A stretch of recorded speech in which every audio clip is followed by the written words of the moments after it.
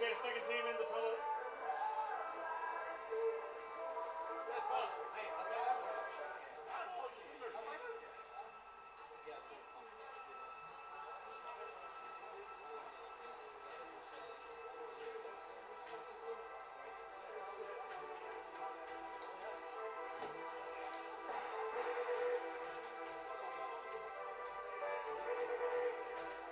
We're doing national anthem as well.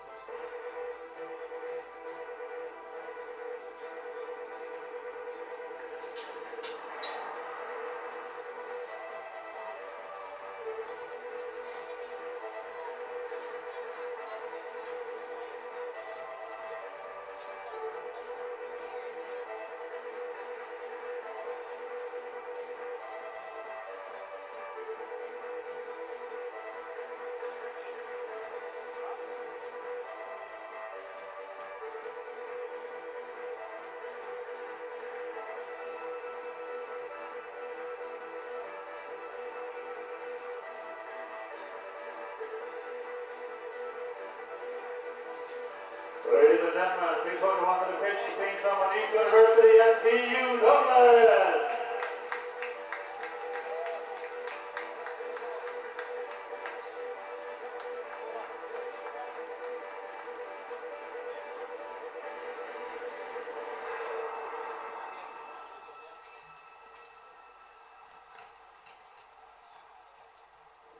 Ladies and gentlemen, we ask you to please stand for the national anthem.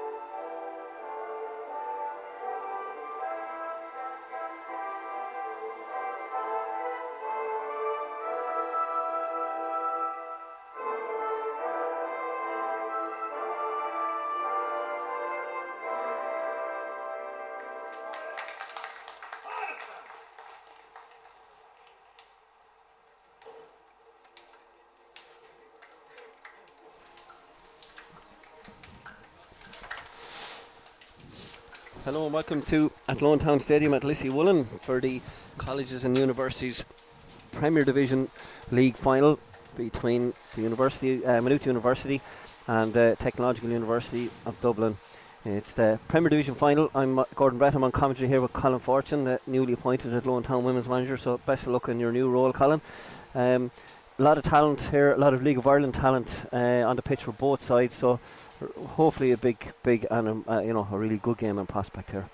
Yeah, no, we're expecting a good game here, Gordon. It should be good. These are two powerhouses of colleges and universities football, and as you said, a lot of League of Ireland experience among the ranks, and hopefully we're in for a good night of football here with them. Yeah, so just looking at, we can run through the sides just while we're waiting for team photographs and stuff. Manut, who will be playing in, at the moment they're lined up from right to left in the black. Andrew Stewart, trainer and goal. Swazi Irhu, Dean O'Shea, who's the captain of the side. Jonathan Kerr, Sean McHale, Callum Warren, Matthew O'Hara, Robbie O'Toole, Dara Murta, Aaron Doran, Lewis McKeown, and the TUD side lined up with Dara Mooney, Eric Abadoru, Charles McGee, excuse me, Tom McLaughlin, Ryan Markey, King Curtis, Matthew O'Brien, the captain, Gwemi Arubi, Jan Borowski, Finn Daly Dolan, and Manny Malongo. So there's the two sides of the lineup, and plenty of guys with first team and under 20 National League experience there right throughout both sides. And as I say, really looking forward to this one. It's the Premier Division final. It's the pinnacle of the league season in third level football. It's the competition has colleges and universities all mixed up together, so it's a big one. But we have TUD, a former IT, formerly known as Dublin Institute of Technology, but this is their combined team of the best players from off all their campuses playing up against Maynooth University. And it's fair to say these two sides are probably the two top sides over the last 3 or 4 seasons in colleges football. Yeah, definitely Gordon overformed for the last couple of years. These are definitely two of the heavy hitters.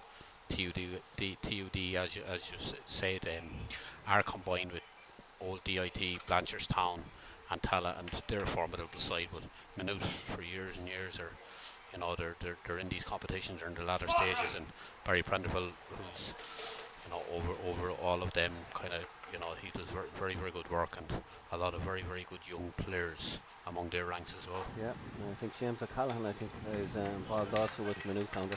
James has just recently stepped out of the main role at Peamount United. I think you mentioned earlier on today, probably the most successful in terms of trophies manager in the Women's Premier Division League of Ireland. Junior international himself back in the day. But so about to kick off here for it's the Premier Division final. It's the CUFL Men's Premier Division, and TUD will start this game. Looks like they're going to overload the right hand side and go big and long here. Dean O'Shea, the captain, ex-Athlone player, handball there. Early whistle from Dean Stenson, referee. He'd be ably assisted by Ross Cole on the near side. As you look on the right hand side on the camera, on the far side then we've David Jemison, and that's David Jemison, who brilliantly refereed the Division 2 final just that finished up there about 45 minutes ago. So he's back in action again on the sideline. So. And I thought he was very impressive in that game, Colin. Yeah, no, he was done very well, and I'm sure it'll be the very same on the line. And Dean Stenson in the middle as well, a very experienced referee around the Midlands area, and there won't be a problem with him at all. Yeah, and Jimmy Moore, of course, as ever, head coach of the TUD senior men's.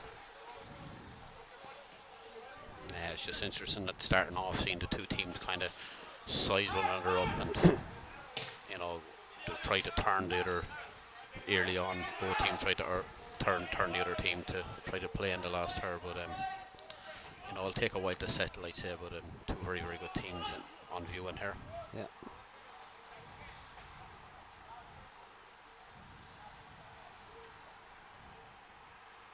I just noticed over there, right back for. On the outside is Swazi Irhu. Swazi was captain of the Drogheda United team, which won their first elite, I believe, underage title this year when they won the under-20 National League. And he's a former Athlone Town player, made his League of Ireland debut, first team debut with Athlone, about 2 seasons ago, and yeah, he had a great season with Drogheda this year, playing under Gavin Fleming there, who was head coach with that Drogheda side. Gavin, of course, very involved with TUD also. He looks after, I think, the city, is it the city campus? I think he looks after. That's right. Yeah, no, he's a player with a lot of promise, as is he.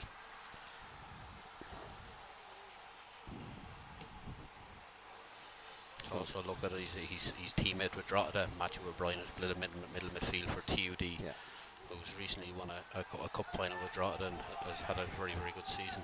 Very good player. Not quite the fast start we had in the Division 2 final. We had, well, it's early days yet, but there was within 6 minutes it was 2-0 for the Limerick Colleges of Further Education, and within, I think, 15 minutes it was 3-0. There's a mountain to climb for the University of Limerick B team, but this game hasn't started just yet with quite the same energy, but I'm sure we'll pick up with the quality, as you mentioned, that's on the pitch. Yeah, no, it'll be cagey. They'll be just Wayne Munner up at the start here.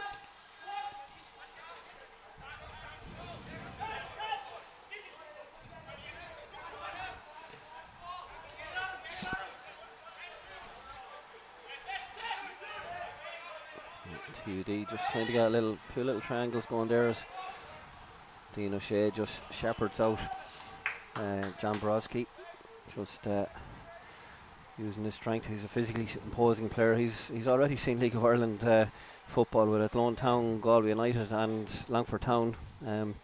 Dean, I think you said he was a player of the year for the Longford first team this year. That's right, had a very good season with Longford first team this year. Yeah, played a lot as a left-sided centre back this season as well, not just left full, or he showed his versatility. No, that's right, he did, yes, and he done very well. He, I think he started his career as a centre half, and kind of because of his size was kind of moved as a left full, but played centre half at Longford and done extremely well. Be an interesting battle here with this the right winger here, Jan Brosowski, because he's a very good player, very attacking player, so Dean will have to be on his toes with him. So as you're getting the ball out there to his number 7 is Matthew O'Hara, but again TUD just trying to get the ball in through the lines, and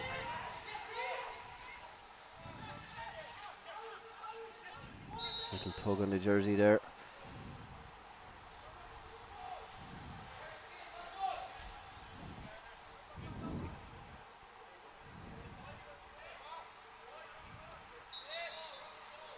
Dean Sensen, rolling ball.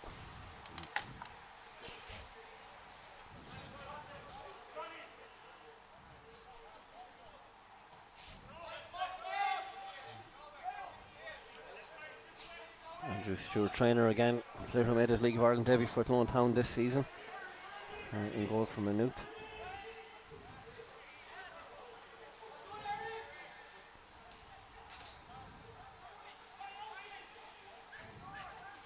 Manut, first opportunity, just get into the final third here. If you can just keep this in play, I think is it O'Toole with the cross, gets it back, but it was well cut out by Matthew O'Brien. O'Brien in the orange boots there just takes a little tumble. Must be a free kick blown there by Dean Stenson. Yeah, he done well there. He mopped up well, O'Brien, from the cross from O'Toole. It was a good play from Markey, who stepped inside and released Toole down the right hand side, and from the cross O'Brien done very well just to cut out that danger.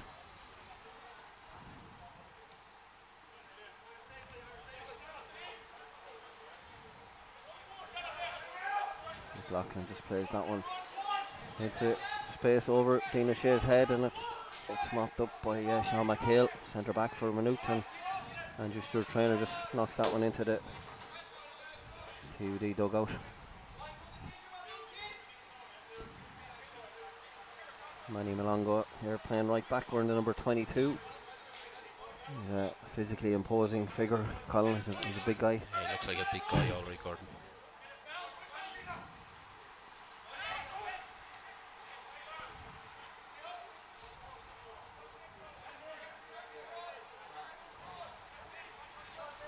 Be interesting to see how Lewis McKeown gets on against him here, because he's not as physical as Malongo. Long ball forward here. Just a little question there for the number 4 for TUD, Charles McGee. I think he was trying to shepherd that one back to the keeper, but it wasn't going to carry that far, and eventually had to hook it. So there's Matthew O'Hara picks it up for Manut. Ball played back inside, but it's cut out, and Manut re-established possession. Just looking to get the ball wide here to Shea, but Malongo reads that very well, and he's coming forward with it. The new player's getting back goal side, and ball just played over the top, and it's Matthew O'Brien just putting pressure on the number 5 from Manut, Sean McHale. Yeah, good cover by McHale. He's seen the danger, and he came across and covered his full back. It's good play.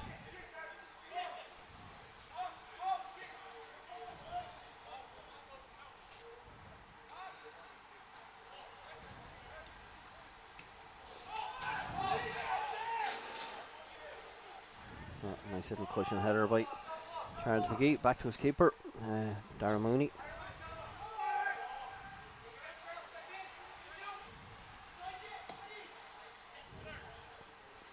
Shea does well, wins the header, and nobody just keeping stringing those 5 and 6 passes together just yet, Colin. No, it's been a cagey start, all right. I suppose early on nobody wants a mistake early. They're kind of feeling their way into the game, and there's a lot of direct forward passes now from both teams.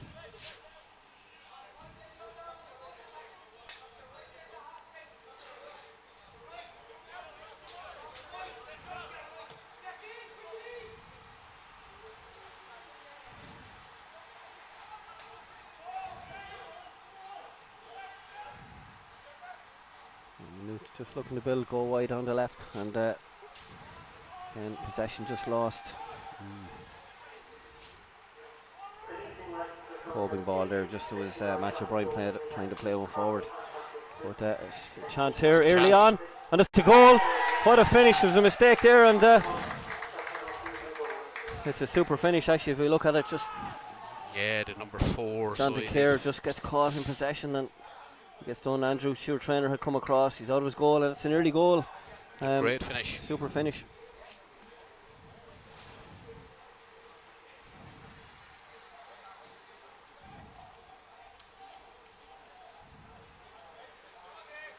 Yeah, it really came out of nowhere at all, Gordon, didn't it? Yeah. Kerr got across and he didn't deal with it.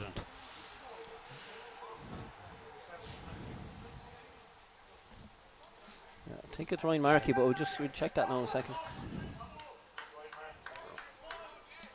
It's Ryan Markey with the goal. Yeah.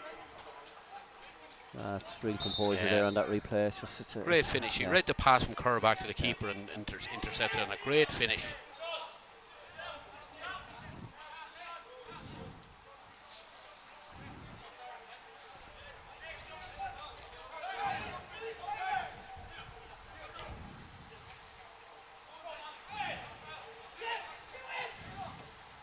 Opportunity from Luke just to get in behind the defence here. There's a real opportunity. The flag has just gone up. Ball nonetheless just goes past the post there, Colin. It was the number 9 Dara Murta with the opportunity. Yeah, he was unlucky. McKeown here on the left hand side done very, very well. Picked a lovely little through ball, and he linked up then with number 10 with Dorn, and that was very, very tight. Very tight. Very tight. But there's a free kick here anyway, actually. Yeah, he pulled it back for an earlier foul, which is probably justice on Manut, because that didn't look like it was offside from our angle here. Yeah, first bit of defending here from a set piece for TUD. We took that early goal lead after 9 minutes with Ryan Markey.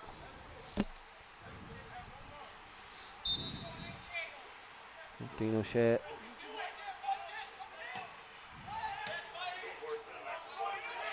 Yeah, I think that was a pre-planned something we're doing, but it didn't work out. It was just trying to, and there's a chance here from the header, but no, it was the number 5 Sean McHale, but just didn't get enough on it.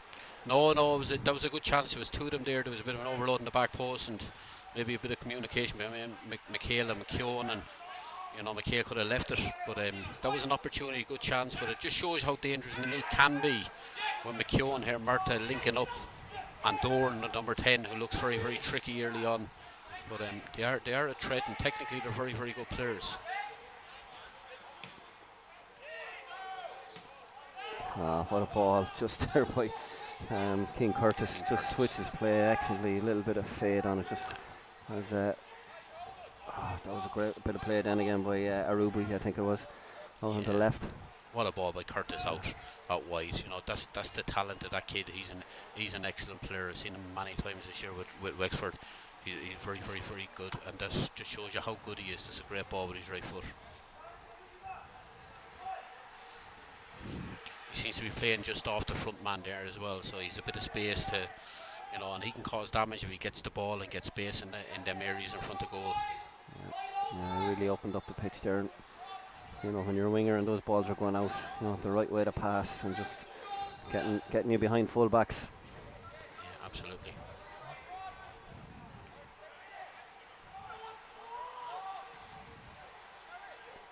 Swazier, who just slices that one out of play.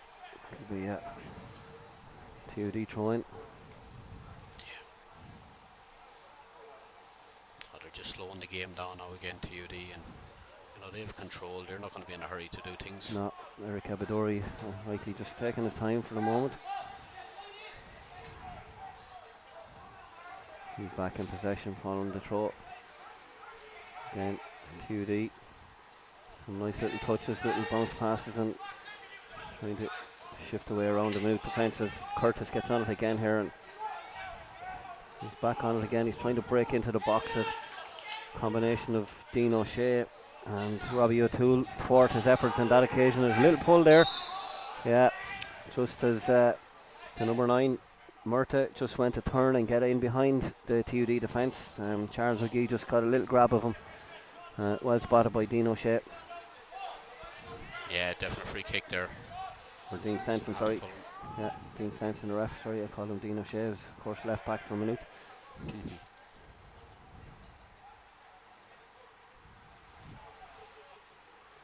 Strong defending there from the left back. No nonsense. Cleared his lines. Fourth official Paul Hunt, just who was assistant referee in the previous game, just knocked an extra ball out there.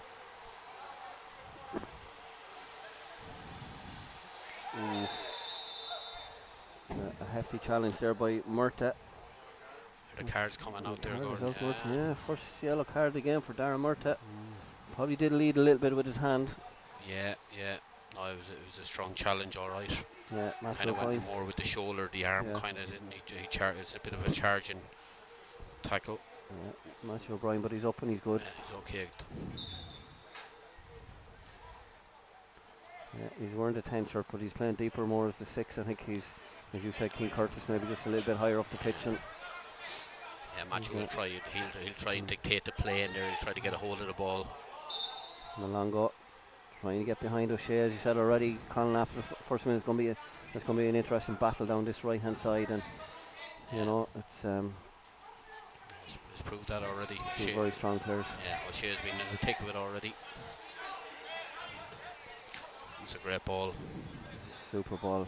First up to is Lewis McKeown, who And puts the ball into the box, and Murta was almost there, but I think it was cut out by McGee, I think. And again, quick transition here with the long ball by TUD. Good cover. Great play by Curtis again. Curtis seen the runner, and it was a great through ball.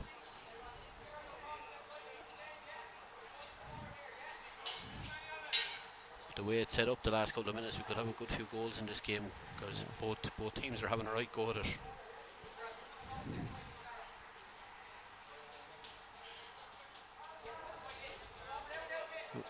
It's just Matthew O'Hara couldn't get it under control, and I'm sure if that ball was thrown out, it went. It came in and went back out, did it? I'm not sure what's. Well, maybe it never went in, did it? I think their signal never came into play in the first place. Yeah.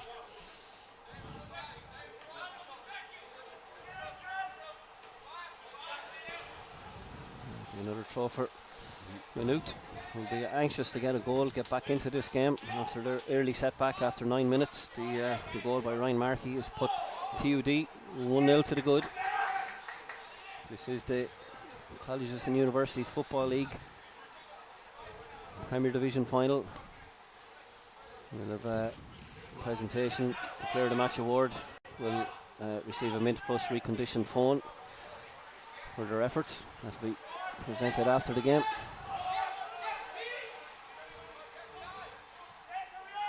Again, TUD putting really good pressure on there and just forcing Sean McHale play kind of an iffy kind of a pass out to Dean O'Shea, but it went straight into the stand.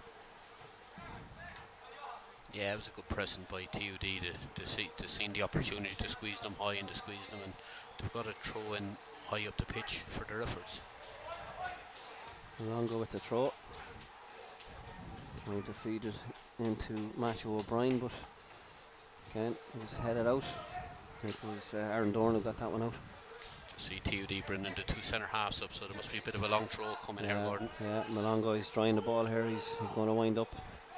We'll see how far he can actually throw it. Yeah, well, just to the edge of the 6-yard box. I'd probably prefer them a little bit deeper if you're throwing the long, but yeah, absolutely. So Abadori at left back, in possession, no pressure. Opts to come to the right side to Malongo, who heads one across the box, but nobody up high for TUD. Yeah, they got away with that. There was a good ball across, and as you said, there was just nobody there. Swazir who looks to go direct, and but the second ball just picked up by TUD again. Good feet there by Arubi, and it's not for the first time he's got down that side. It's probably second time in the last 5 minutes he showed good feet, plenty of pace. Yeah, Ozzy needs to be better there, do better defending there. It was kind of too easy to turn him.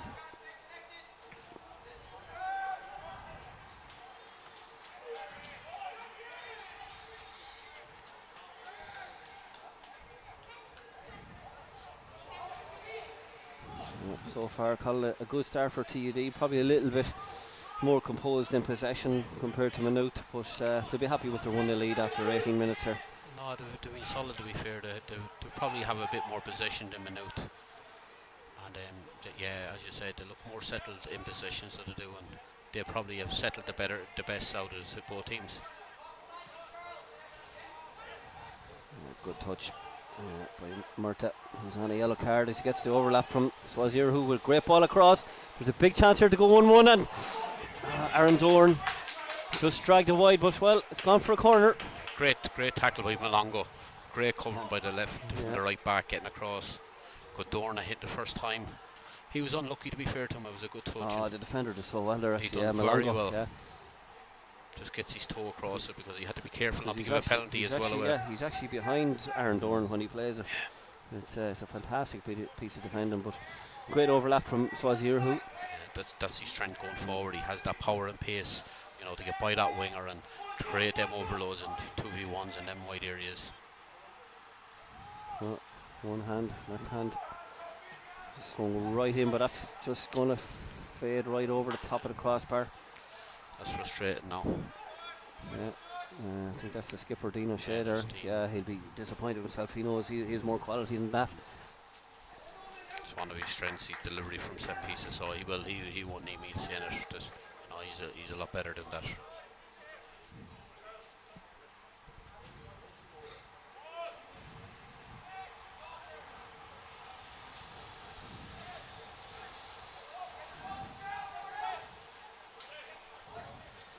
So McGee in possession. Just clips it forward, but Dean O'Shea picks it up and just sends it back with interest, and it's gone out of play. We're throwing for TUD. Malongo will take this, and again, you probably need to see Manut get it down and build a little bit of play, Colin. You're just looking at it, they're not as physical as the TUD players, the Manut players.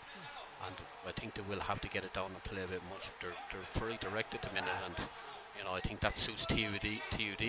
I think physically they look more dominating. So if they can get it down and try and play through the thirds and try to get Dorn on it, Dorn looks like a tricky player in the middle. If you can get him on it and try to tread a few passes through to your wingers, they might be able to get into this game. At the minute, it's kind of there's no really set play. There's no set phases of play what they're trying to do. Free kick there conceded by TUD. Again, Eric Abadori trying to get high up the pitch, trying to support his left-sided partner there, Arubi. But Andrew Stewart, trainer, will go along with this free kick. So asking a lot, but it's been kept in play by the number 7, Matthew O'Hara has done well, but this is where Manut, these situations, just keep possession here, but now they find themselves defending as instinct over the top for Curtis. Curtis looking to, has he won a corner? He has. He's done very well there. No, he's done very well. Ryan Markey and him have linked up again, so they've done very well, and he's got a corner. Yeah, he had no options really. He did well to win it. Yeah.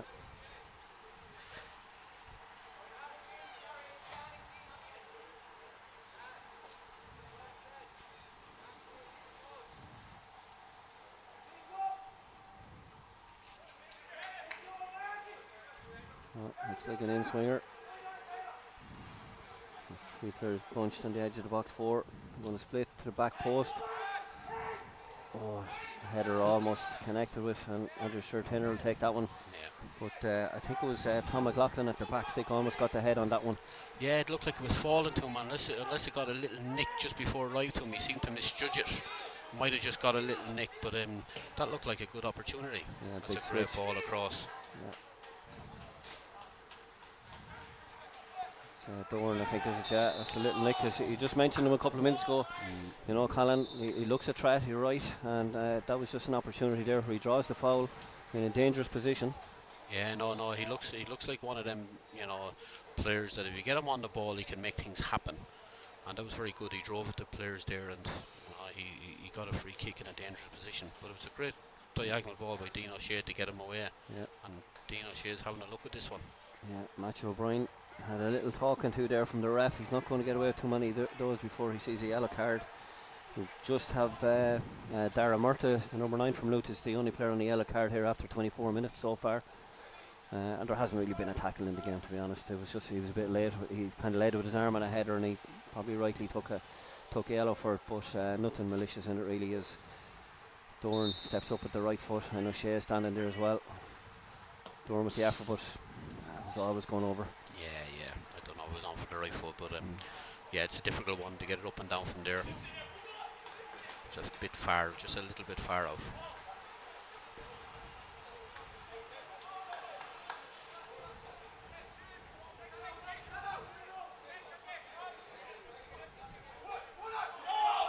So long go. Oh, it could up be Dean O'Shea again, good positioning.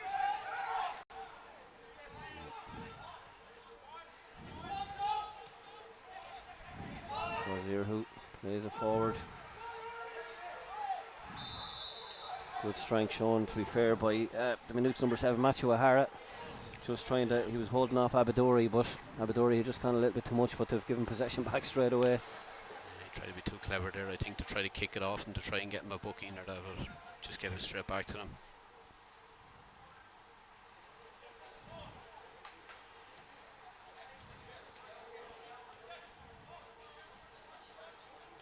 It's just interesting they're letting that first pass out to the centre halves. They're not really pressing too much. Yeah, they're just protecting the middle of the pitch. Yeah, they've 2 up top, just stopping it coming through the centre, and 4 across the middle. It's interesting. Yeah, which can be a threat if they win that ball. If they can, if they can nobble that ball, they're nearly in up top. They nearly have a 1v1 at the back. O'Hara there trying to play one through the heart of the TUD defence, but there was nothing really on there.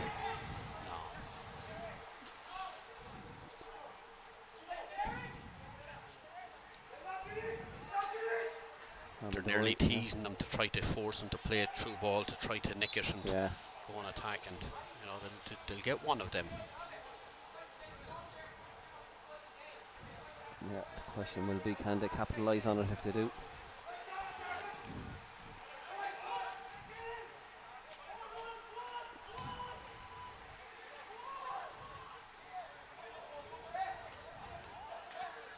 Dory happy enough to go back to centre back, McLaughlin. He plays in it. It's just a poor touch there by Finn Daly-Dolan, but doesn't come to anything from Manut. Oh, he recovered well, he did. His strength got him out of troubles there. He went long, and again, Dean O'Shea thought he led a little bit with his arm there, but nice little link play here by TUD, but it's going to run for a corner, I think, is it? He's kept it in.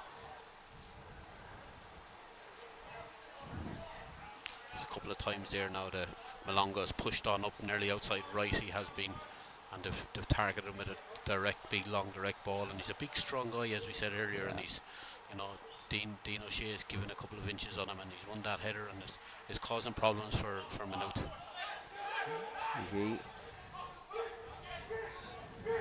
It's across McLaughlin, and it's on again here now. If they look at him, Malonga's there, it's a bit of an overload. Just haven't got the space just to get the clip on it, but again, it gets to him this time. We'll just see what he can do with it in possession. He's just a little step inside, and again, he'll turn around there by Daly-Dolan. Daly-Dolan again showing his strength. Ball played in, but the flag is up here from Ross Cole, first assistant referee on this side. Maynooth, well, they've come away with it. Dorn plays it forward. Again, a little bit of ambitious there, but from the 11, Lewis McKeown, but he again just loose in possession, losing it a little bit too easily, Manut, from time to time, and it just looks a bit of inexperience. They're trying to force it that little bit too much. Sometimes, try to get one or two touches on the ball. Yeah, as you said, Malonga, he's playing like a right winger in possession. He immediately steps forward, gets up outside Dean O'Shea, and that's pulling Lewis McKeown back.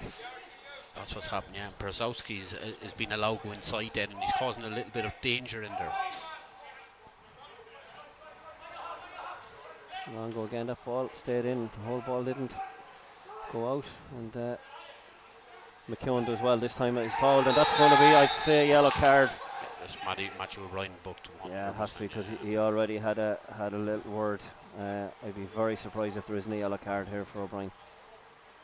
Looks like he's hurt himself as well in the tackle, the clashing knees. Yeah, he almost took, I think, Malonga out of it as well. There was, so we just went, Dean Stenson has the yellow card in his hand, so. Yeah, it was a strong challenge, and it's a booking all day long.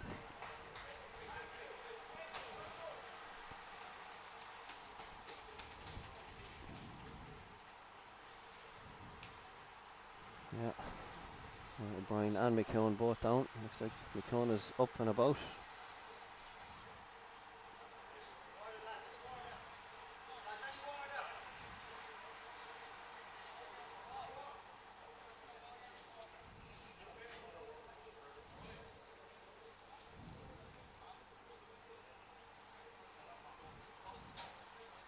Now he'll receive his yellow card officially. O'Brien from Dean Stenson. Again, can't argue that one. Second yellow of the game. Yeah, no, that's 100%. He knew what he was doing there. They were in trouble if McKeown got away. It was a good bit of trickery by McKeown. He nearly got away, and if he got away, he was running straight at the TUD defence. So Dean O'Shea, big switch again. Second one of the game. Can he get it in behind the TUD defence? He's done well under. He's gone for a goal, kicked up. It looked like Dorn might have just got in under Abadori, the left back.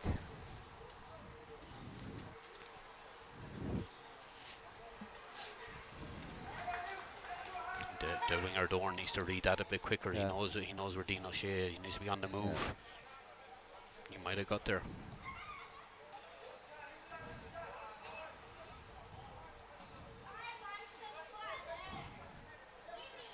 So into the 32nd minute.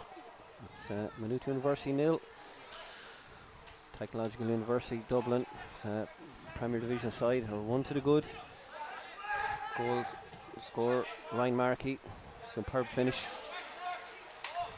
Made it all himself really. He robbed the Maynooth defence and scored from a very tight acute angle. Yeah, it was a great finish. Because he had a lot of work to do to get it in when he won the one possession.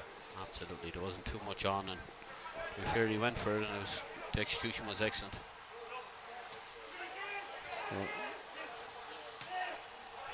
Ball just dropped over for Dara Murtagh.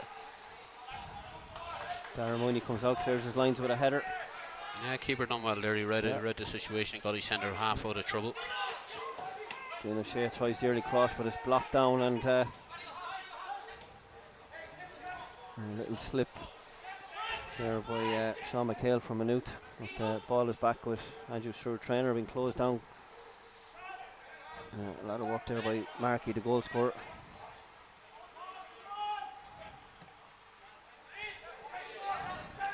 Malongo reads that one well, just heads it back into midfield, and O'Brien, he's just picked up that yellow card, wins the header in midfield, but that's going to be too far ahead of Curtis. It's a good battle in midfield between the players. You know, O'Brien looks very physical. I didn't see that side of him before. I suppose he's getting a bit older now, but he is always very, very tight in the ball, but he's very physical in there. Yeah. He's putting himself about. He certainly has a little bit more bulk than most players, but we saw that fantastic switch out to left wing earlier on. There's massive quality in him as well. Yeah, absolutely. Manut looking for that big switch out to the right wing. Abadori there gets a little touch as O'Brien tidied up again, I think, there, and Dean O'Shea, a little bit of work here with Brzezowski coming after him.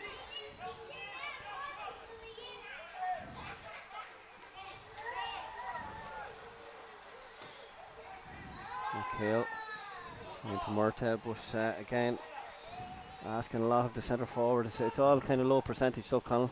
Yeah, it is, absolutely. Now a chance here. He can bring the ball with him. Just didn't come. Lucky. Like, they are technically very, very good, the Manut players. You know, if they can just get them passes right in the last third, they'll cause problems. McKeown dummies the cross, gets it back to Dean O'Shea. Dean O'Shea looking for the ball inside into midfield, but good work there by Arubi, who's come in centrally to just defend and narrow the pitch. Good tidying up there by Robbie O'Toole, just picking the ball off the toe of King Curtis. Good play by your midfielder O'Toole. Just a little question. Murtagh trying to get in, and keeper Dara Mooney coming out, does his job, but Mooney did have a little push on the centre back, but you see this long ball here. This is a bounce. There was just a moment there when you just wonder, was he going to get there ahead of the keeper, but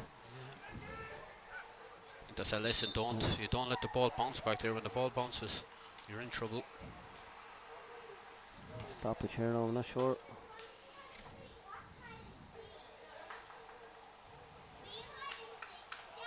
He's just going to hop the ball. I think it's possession for Manut.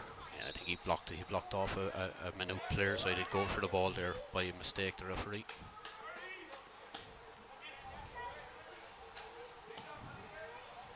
Again, it's a long ball forward, but the second ball is picked up by McKeown. If he can get his touch right here and get it inside into Dorn. Dorn's trying to get on his left foot. That's a great strike, but straight down the throat of the keeper, Colin. Yeah, great feet by Dorn to create that chance himself. Good play by Manut. McKeown coming inside, O'Shea pushing on. Ball falls for Dorn. Great feet to get it out from his own feet, and good strike. Lucky enough for the keeper, it was straight at him. But it just shows how dangerous Manut are. Yeah, it came off a second phase off a long ball, and Murtagh just can't get the ball into Dorn. It's picked up by O'Brien, but we've an injury here. Brzezowski, I think it is. Yeah, I think you're right. I think there was a bit of a clash. Not Brzezowski, yes, you know it's Markey, is it? Yeah. Or Curtis. Personally, no, it's Markey. Yeah, number 7, the goal scorer is down. There's a strike from behind the goal. You know, Dorn does very well. You know, he creates the opportunity himself with quick feet, and you know, lucky for TUD, there was no Manut player following in the rebound.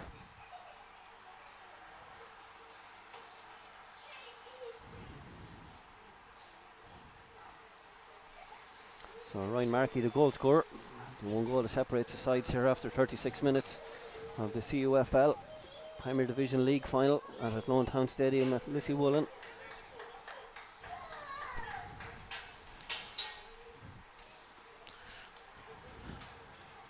A bit of a fog starting to fall here, so I hope it doesn't get too bad here. No. It's been a lovely evening for football today. Yeah, I just noticed during the national anthem, and it's just out of shot on the left hand side. The tricolour just is lying against the pole. It hasn't lifted all day for the 3 games we've had, and we've had 3 very good games. And the on-cue, Eamon Cunningham absolutely on the ball, picks up the and just as he does that, there's a little ripple of wind that lifts the tricolour. I reckon Anthony is down there blowing the flag or something. But you could just see there's very little or no wind here, nothing to speak of. But yeah, there is a little bit of fog coming in, Colin, and hopefully it doesn't put the mockers in this game, because I think as this game grows in at 1-0, I think we're going to see some really good football. Yeah, the game goes on. It'll get even more exciting. I think we've seen the quality of both sides already in patches. Maybe not enough of it, but we definitely have seen how good some of the players can be. Manut going long, looking for Murta, just trying to get in behind. It was Tom McLaughlin that time, tidied up. McLaughlin and McGee have done well in the centre back position so far, but yeah, Manut happy enough to go along at times with playoff second balls. Doran had his chance off one of those a couple of minutes ago, and as O'Shea here winds up again for a long throw. Yeah, this is a feature of all the games today, this long throw into the box, and it's definitely a threat. That's a big throw. That's a big throw by Dean O'Shea. Good defending by TUD though, to be fair. Yeah. They've been solid. They've stood up at the back, the two guys, and they've defended well again. Yeah, Keane Curtis picked it up, and again nice and steady, just gets it out to his left back Abadori, and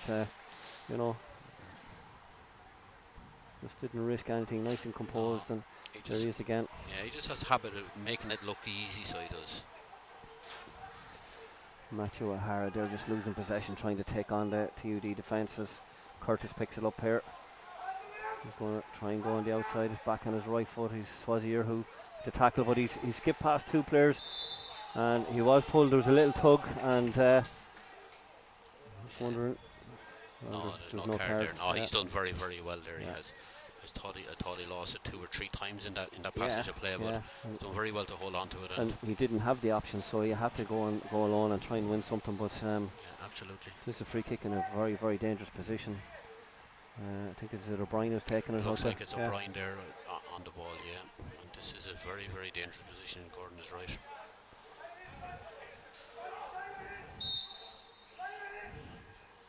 Good movement by Mark. Delivery. Straight at Andrew Stewart, trainer, who's going to try and get this ball out quickly. Great throw. Yeah, I think it's Callum Warren gets it inside to Murta. Murta. Again, just that little bit of composure in the final third just isn't there so far yet for Manut.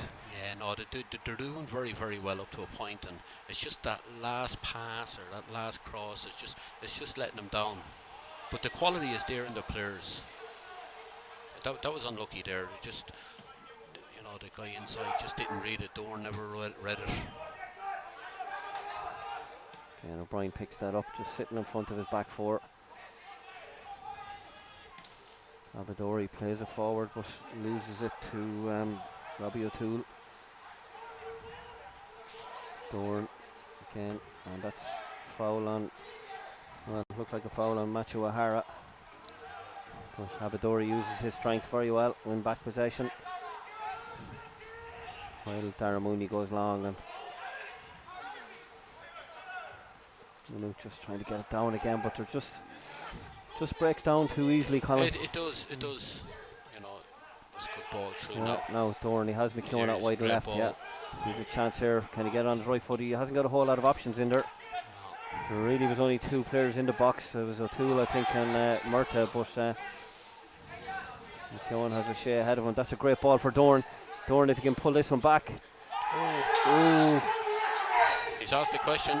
He has. I think it'll be interesting to see this one on replay, because I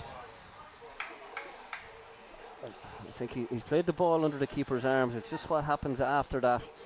Had he a chance to retain in possession? No, I don't think it was ever a penalty. I don't think there's enough there. No, I think it's a good call by the referee. I think the player saw the keeper coming and put it under his arms and just waited for the contact to go down, and then went down. Yeah, it was a great ball by McKeown. You see a couple of scans. He knew he was in space. Just if that ball is a yard slower, he's getting on it. And he had Murtagh to pull it back to. But probably their best chance so far, Manut. Yeah, no, in the last couple of minutes now, they're getting a bit more possession of the ball. It's just in that final third, they just need to improve. Again, we've seen the physical size of Malongo again. He done very well there. And again, Curtis and Mark here linking up. Curtis as well again, under pressure. I think you mentioned earlier, Colin, just that extra physicality. If you look across the pitch, that TUD have, it's those duels. You know, you probably heard Arnie Slot speaking about those 1v1 duels, and he said you can forget about systems and shape and tactics if you're not winning your 1v1 duels all over the pitch. You know, your game goes out the window, and so far TUD physically have won them. It's them 50-50s that have the physical, you know, attributes that just win them duels, and that's what's happening. You know, and then when Manut do get in the areas, they're just not using their speed and their technical ability and their quick feet to kind of create chances. Andrew Stewart, trainer, goes long. It's a chance for Murtagh. If he can just keep this in. Malongo gets back goal side. McKeown in possession. He's on the run. Gets it back to Dorn. Dorn gets it on his right foot, and that's a strike over the bar again. Does very, very well. McKeown here and Murtagh done very, very well on the left, linked up, and they got Dorn on it. He pulled out lovely, so they did the edge of the box. Great pick up by McKeown. You know, great touch, and you know, just couldn't hit the target. Very unlucky. This good play by Manut. And you know, they're starting to create one or two half chances now. And yes, two chances inside the last 5 minutes of this half, and they might run out a little bit of time. They're in the ascendancy now, and probably now is the time to score. But I think the whistle is going to beat them to half time, and it'll give James O'Callaghan an opportunity. You know, to just have a little chat with them. You would be talking about that little bit of composure, Colin, in the last, you know, the final third maybe is where the difference is. Yeah. I'm sure he will, because they've had the opportunities. They've had two great opportunities, and you know they're getting a lot of ball in around the middle of the pitch, and it's just to create one or two more chances, and then just have the composure just to take one of them.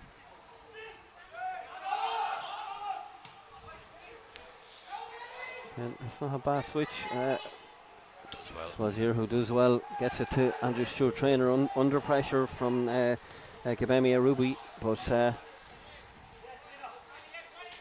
Dean O'Shea finds McKeown. McKeown is starting to get a little bit of possession. He's done well the last 5-10 minutes, but again the long ball towards Murtagh. It's a low percentage game at times, Colin. Yeah, no, absolutely, yeah. It's asking an awful lot of the centre forward to kind of keep that up for 90 minutes. Yeah. Good ball out by by O'Toole, Robbie O'Toole. Chance to get the ball back, and it's blocked down as a corner opportunity before half time here for Manut to grab something. Dean O'Shea, he's already had one corner from that side. We didn't witness his normal quality. There's 3 minutes being added on here, so opportunity for Manut. The fourth official has indicated that there will be a minimum of 3 minutes additional time. I think James O'Callaghan will just want this put in the box to give his players a chance to attack it. Yeah. Just a slightly lower trajectory on this one, and that's a little bit better. Yeah, it's a great ball in. It's a good header by. I'm sure who got was this one of the centre backs. That's a great header. I might get a replay of it in a minute. It's Swazir who is over here on the left side now. Yeah, the right back. Curtis again, great defending at the back post. So 2 minutes left in this first half. It's the CUFL Premier Division final. Dean O'Shea just about to throw a big long one into the box, and it's a decent ball. Malongo heads it back with interest, and it's put back in by O'Shea. It's a decent cross, but ball falls down to, is it Dornan at the back post, or is it actually maybe Matthew O'Hara with the strike? And it just he took it on his chest, and it kind of bounced up, and he just couldn't get over it. Yeah, look, it's another half chance for Manut. They're creating a few of these half chances now in the last 10 minutes of the game, or last 10 minutes of this half. Well, we need to come out for the second half with, similar opportunities, great chances, but as I said, the clock is just going to run out on them a little bit with just over a minute left in the first half here at Longtown Stadium. A little misstep That's there, it. but as McKeown, who has been dangerous the last few minutes, cuts inside, he hits. Just pulled at it a little bit. Yeah, he done great. If you look at it, they had four other men over in the box. So they had if he could have switched the player, put the ball in to pick one of them out. Yeah, he done very well to cut inside, and it's a bit adventurous there with that shot. I don't know if it was on. Yeah, but I'm sure TUD Jimmy Moore will want to get his team in to kind of regroup and trying to get them going again, because they've been under the cosh for the last 10 or 15 minutes. Just need to get a grip of the ball as they had in the earlier stages, where they were building little patterns, and I just wonder, will he pull a card out here for the handball?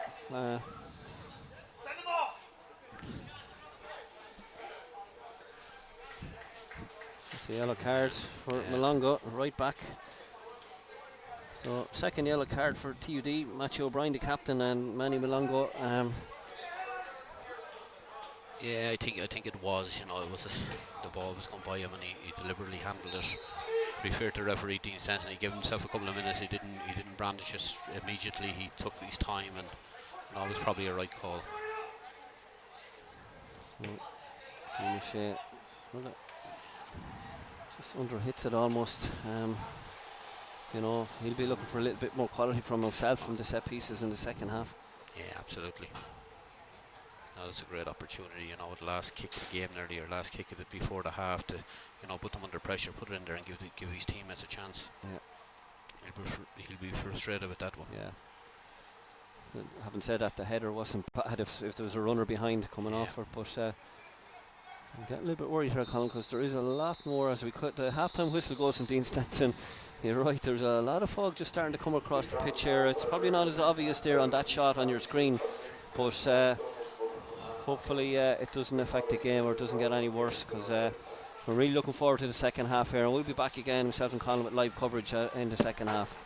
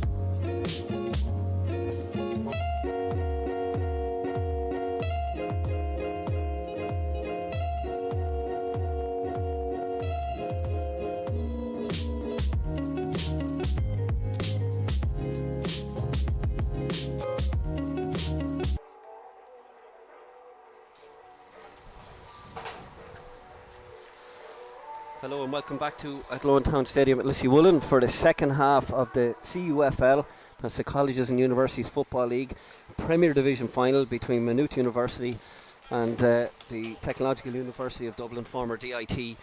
Colin Fortune here is on commentary with me. Colin, TUD going in 1-0 to the good, started very well, but Maynooth grew into the game in the last 10 minutes of the first half. Yeah, no, you're spot on. TUD started very, very well and got a great goal from Markey up front. Ryan Markey, great finish.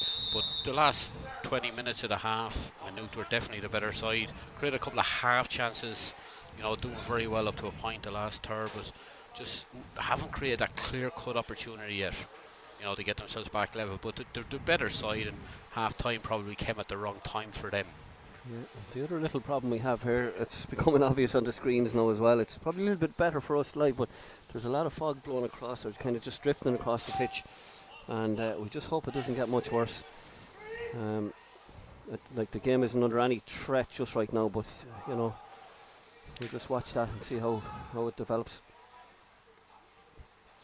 Yeah, and Manut seemed to pick up where they left off just before half time on the attack, and it was a good ball over the top there by Dean O'Shea, and McKeown was bursting through, but good defending by the TUD centre half there, and it's a throw in high up the pitch for Dean O'Shea again. O'Shea with a long throw in, but Malonga with the header, and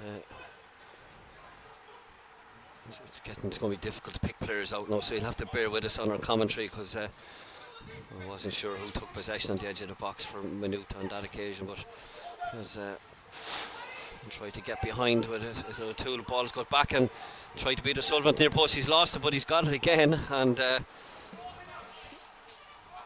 was Macho O'Hara got in. Macho O'Hara got into 7 there, but it was a great run by O'Hara. He ran in late. It was great. It was great play here on the right hand side. Super pass by Mert as well, who flipped that little slide rule pass through. But as you say, it looks like Maynooth are starting with that extra bit of energy. They just need to keep it a little bit better, like we said in the first half. And there's a lovely little bit of play. Mert with a chance. Can he get a strike across the keeper? Oh, what a goal!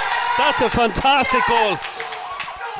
That's a great goal. That's great link-up play out front, out the field, and they have that in them. You can see that, but it just wasn't clicking in the first half. And great through ball there by Robbie O'Toole. Great through ball and great finish. Classic, smashed it across the keeper into the far left corner. So it really opens this game up. And you have to say it's fully deserved on, say, the last 15 minutes of the first half, and the opening exchanges here in the second half. Yeah, Murta, who picked up an early yellow card. He's now put himself on the score sheet with the equaliser here inside 2 minutes of the second half. Sets us up nicely now for a good even game. It'll be interesting to see the fitness levels of the players either, because as we were saying earlier, it's a big pitch, and a lot of them you'd wonder with them not being out being out of the season how their conditioning is. Murta tried to get the cross. O'Toole doesn't keep it in, but just hopefully this game will just go up another level, Colin. And we talked about in the last game that we commentated, waiting for a spark, and we got it, at the start of the second half here. It's going to be really interesting, 45 minutes or so that's left. Yeah, absolutely. They've come out aggressively, Manut. They've probably said at half time, listen, chance for Doran here, Colin. It just can get it chance. down. Tries to come inside his left. He hits the strike, but it's gone out for a corner, I think. Dean Stenson, I thought it came off the defender. No.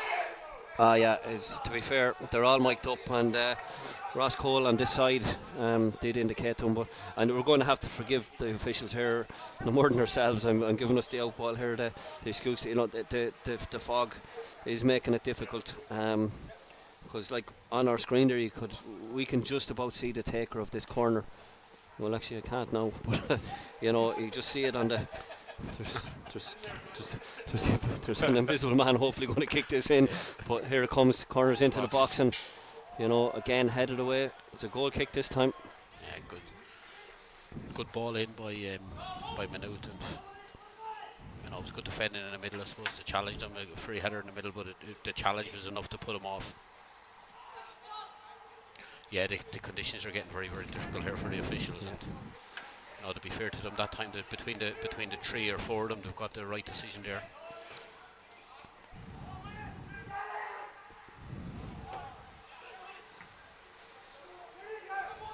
Yeah, and I know Dean Stenson and his three officials that are with him, they'll have the players' safety as their utmost concern now, just if this fog did get worse. It's difficult for us to see. The ball still stays in play. I know it's actually probably a little bit harder on the screen than it is for us with the naked eye, but it's a throw in on the far side there for TUD.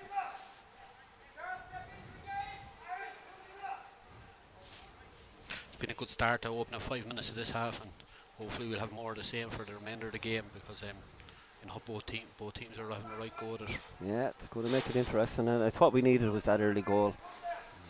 We saw in the previous game when the Limerick Colleges of Further Education were 3-1 up at half time against UL B team. Came out for it was a stagnant second half for the most part until ULB got a couple of chances near the end, but game was well managed, but now this game is wide open again. We're back level. That's thanks to Murta, as Swazir, who gets on the overlap. He's got his head up for the cross. He pulls it back, and it's picked up by Murta, and Dorna with the strike just past the post. It's a really good play again. Just noticed something here. Just Swazir, who I'm not sure if he's holding his left hamstring. It is actually, I just see now he has a bit of zinc oxide tape on it. It is strapped, and I'm just wondering, is he going to last this? Because yourself, Colin, you've a hamstring niggle, you're just not at your best, and that can just go at any moment. But he's stretching it there now. It was a great overlap by him, but that run might have twinged something, because he's definitely stretching it and holding that right hamstring. Yeah, and the first how you mentioned his overlapping ability. One of his key attributes of his game as TUD, just ball is overrun, it's gone out for a goal kick, but he was captain, as we said earlier on, of the Drogheda United with Gavin Fleming of his under-20 Drogheda United side who won the Elite Under-20 National League this year, and it would be a blow if he had to leave, but it's actually TUD who got a change here. It's their number 6, Keane Reddy, again another League of Ireland footballer. I'll just see who the change is here. It looks like O'Brien, the captain, is going to come. Matthew O'Brien, he's on a yellow card, but maybe that's an injury issue as well. Substitution for TUD, number 10, Matthew O'Brien, replaced by number 6, Keane Reddy. His knee is heavily strapped there, Gordon, now. Yeah, I just see it now, something not right for a player. I think that's something that Matthew was O'Brien put on at half time. I don't think we saw that in the first half, so there's just something not right there with Matthew O'Brien. That's a big loss for TUD, but Keane Reddy's an ably assistant. He's well able to play, and you lose the experience, Matthew, but he's a very, very good footballer as well. Nice flick there by Arubu, and again Reddy gets that ball out wide to again. We probably haven't seen enough of Borowski. Jan over there, he hasn't probably seen enough of the ball, Colin. We're expecting probably a little bit more from him tonight. Yeah, he's one of the players kind of we spoke about at the start for, he's an exciting player, and we definitely haven't seen enough of him. We haven't got him on it a lot. And credit to Dean O'Shea as well, because Dean O'Shea has done very well out there against him. Murty with the touch, he puts Dornan in. Dornan with a chance to put his side 2-1 up, but it's saved by O'Sullivan. O'Toole on the follow-up, and a great save. That's a really, really top save. That's an excellent save. Dorn very well. Dorn done very well there, so he did. Took a touch. He could have maybe went in further, another couple of yards further, but respond. That's a great save. Sorry, it was actually Matthew O'Hara. I keep getting himself and O'Toole mixed up, but yeah, O'Hara with the strike got blocked, but O'Sullivan, or Darren Mooney, sorry, gets across and makes a fantastic stop. But now we've 2 players down. We've Swazier who's down on his hunkers, and with the number 5, again TUD's Tom McLaughlin. He's up, but he's limping back in, and that was the challenge there from earlier on from Mert and him clashed to put Doran through. O'Shea, great corner in, and it's a header and it's a goal. Manut have gone. It's number 4, Charles McGee. Sorry, it's number Jonathan Kerr with the header for Manut. Yeah, it's a great header. So it is, a great ball in. Yeah. To the box inside his back. Header, that's a great header. Yeah, he's made up for that earlier mistake, so he'd be happy with that. But great header. Puts Manut 2-1 up. Yeah, it's basic defending. You really, you should see it here in our goal cam. He comes in and he just gets inside. Yeah, it's a header straight down the middle, but he got up between 2 players. Credit to Jonathan Kerr. It's the second goal for Manut. They've turned the game on its head inside 9 minutes of this second half. They've taken the lead in the Premier Division league final here, the CUFL, and they've had all the play, all the chances in the second half. That shot and save, it came from Matthew O'Hara's shot that was saved by Mooney, but the corner resulted in the league goal for Manut. So in the space of 9 minutes, TUD have gone from leading the game to 1-0 down, and Murty again holding up possession, tried to find Swazier but he's still not convinced about Swazi and that hamstring, but we'll keep an eye on that as Malongo trips inside, plays the ball over the top. That's marginal. It'll be interesting. I think it probably was off, but great run by Ryan Markey, the goal scorer. Yeah, here it is again. It's a good touch. He's in the opposition half as he steps in, and it's played. Very hard to see from this angle. This angle, he was just out of shot. I feel from for the first few, I thought he was myself from here, but you don't really see it from that angle. And here we go, Swazier who is down. He's kind of stretching. I think at this stage, I think Manut have to change him, because he's clearly not 100%, and there's one player down warming up having a stretch, but I just can't see him playing. I don't see the value of playing a player who's clearly not 100%, especially in a final. Especially with a hamstring injury, it's not like it's something that you could run off or that. No, it's not a knock. It's you need your hamstrings. I mean, sprinting, my fear would be that he would turn now and sprint and just do a real job on his hamstring, and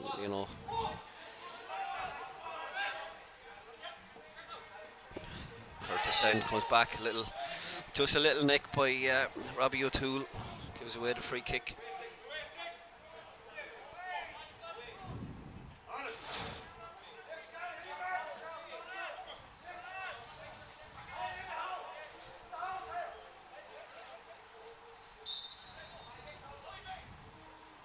King Curtis with the free kick for TUD, floats it to the back post and just misses everybody. It's run out for a goal kick.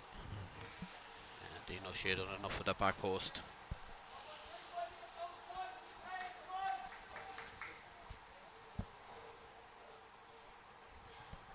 Yeah, we talked about his quality from set pieces, Colin, and it showed.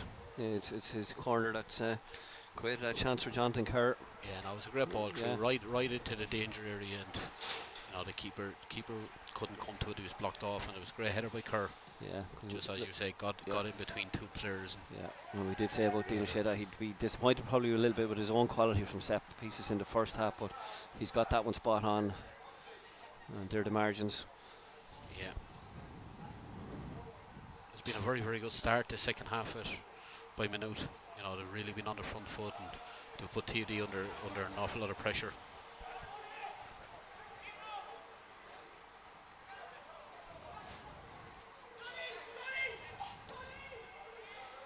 Switch again, this time over to McKeown, but he can't keep that one in. The goal scorer, Jonathan Kerr.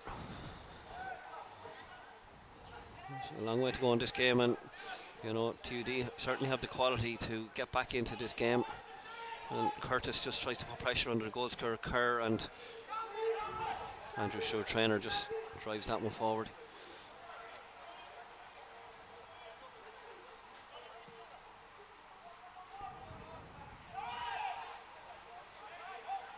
Yeah, I thought I was a push in the back there. I think he's giving it yes. Yeah. So I just noticed if you're watching, obviously you're watching the game live if you're listening in on us here, but on the app, I think I feel anyway that there was a yellow card for Murta in the first half, the goal scorer who equalised there for Manut. I think he's on a yellow card, but it hasn't been marked up on the app yet, just if you're wondering. But we might try and get confirmation of that in a while.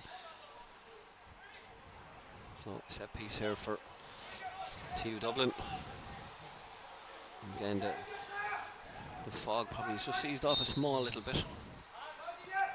All deep into the box, and it's a header that just drifts past the post again. It's a free header, really, Colin. Yeah, it was a chance. It was. It was a free header by TUD number 5, Tom McLaughlin. Yeah, and just was he up there too early? Kind of. Yeah. There wasn't too much pace in the ball either. He had to try to get the power into the ball as well, which he just wasn't unable to do. He just stepped off Jonathan Kerr, and header just drifted. Yeah, no, it was definitely a chance. Borowski gets it back to Malongo. We haven't seen much of Malongo in the forward capacity this half at all. No, as I say, in possession he was playing like a right winger in the first half. Yeah. Oh, that's a good ball. There's a chance for Murta again. This is a big chance to make this game. It's a super finish, and it's just drifted past the post. Just from this angle, it looked like it was going to just go in off the inside of the post, but it drifts past. But yeah, Dorn is a great through ball by Dorn. Great run by Murta, playing on the shoulder, and he was unlucky from this angle. Exactly, I thought it was gone in. I just felt there as well, Tom McLaughlin, you know, he runs off the shoulder, Tom McLaughlin, but Charles McGee was just left him a little bit isolated, just didn't have the cover, and he had the opportunity, Murta. He's already scored one. Yeah, hopefully we'll go back now to haunt him later on in the game. Yeah, Ruby just getting the ball off this side. He's down injured, is he? No, he's up again. It's just funny now, TD seem to be way off it now at the minute. I don't know if the confidence is gone, or you know, they're just looking off it here. Yeah, them little passes are not coming off with the ones that were coming off in the first half. McLaughlin goes back to his keeper and puts him under massive pressures. Blocked down. An opportunity here, but no, just not executed properly by Robbie O'Toole. Good chance again. Putting pressure on the goalkeeper. Dorn, and yeah, two of them, Dorn and Marta, put pressure on the keeper, and it fell to O'Toole, and yeah, the execution wasn't good. I think it was McLaughlin that's down, I think, centre back.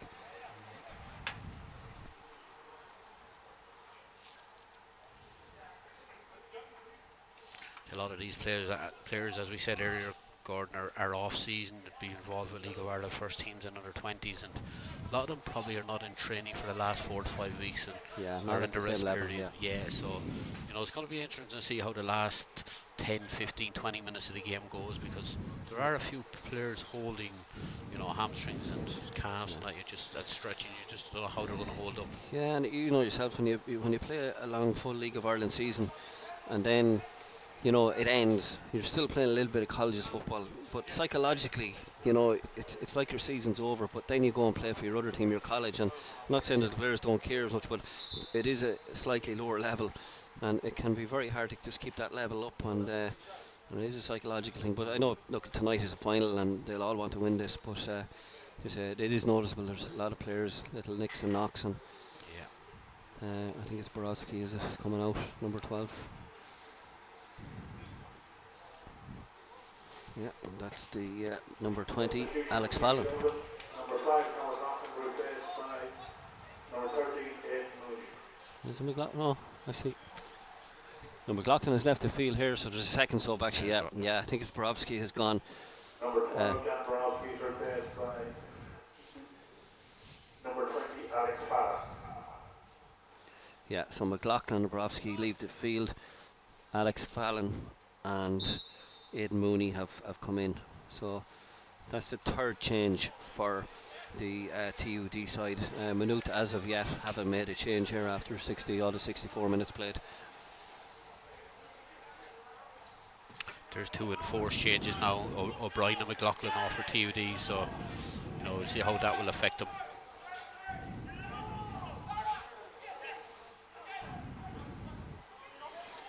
And anybody who might have been just flitting in and out of this game or has been with us, the Irish women's senior team are currently 0-0 with Wales in their big playoff. So after a 1-1 draw last Friday, tonight it's 0-0 at half time.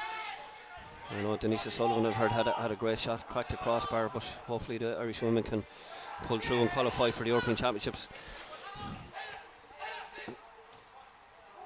Again, O'Toole, Murty coming back from an offside position.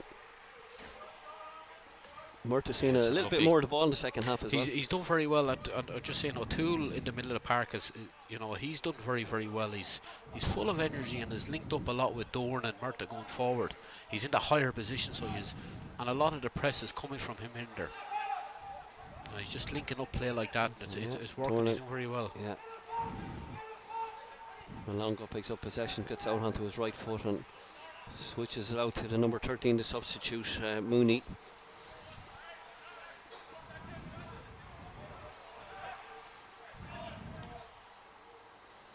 Mooney over there with the very experienced Dean O'Shea. Curtis was hoping for a back pass to the keeper to chase, but O'Shea spotted it. And actually, my mistake, was actually Alex Fallon out in the right wing. Mooney has come in here at centre back for McLaughlin.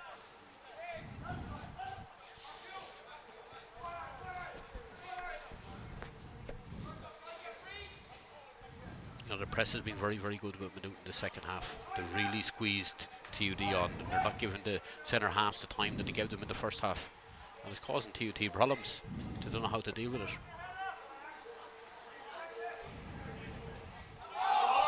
Handball there. Dorn, he was a bit unfortunate there. Yeah. It's a great switch of play out to Alex Fallon with a chance to get a strike off here, and he gets it just whizzing past the post. But what a switch of play there by the number 7, Ryan Markey, the goal scorer. That's a great ball. And Dean O'Shea was caught inside, so he was caught under the ball, and great first touch and rightly shot across the goalkeeper, but unfortunately for TUD, just went wide of the post. Scooped it a small little bit. He just pulls it a little bit, but yeah, again, Markey, fantastic switch of play. He's done very well, Markey side for TUD. He's a threat all the time, and that was a great pass.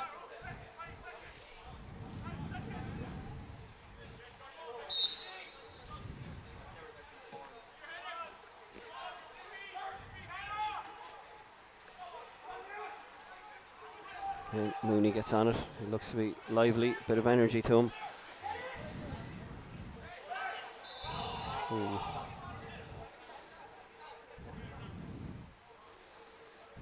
I think he's got away with that, McKeown. I think he's got away with that. I thought he fell over there, but to the referee give a free kick. I suppose from our distance, it's hard to see it.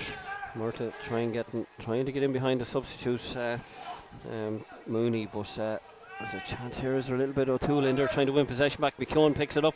McKeown gets it on his left foot, but it's blocked down. The attempted effort is blocked down, and very, very good again. Yeah. It's O'Toole on the front foot, pressing high, pressing the deep lying midfielder from TUD, and he's done very well. And it's unlucky by McKeown out on the left. And Kerr is up again. He'll fancy his chances again here.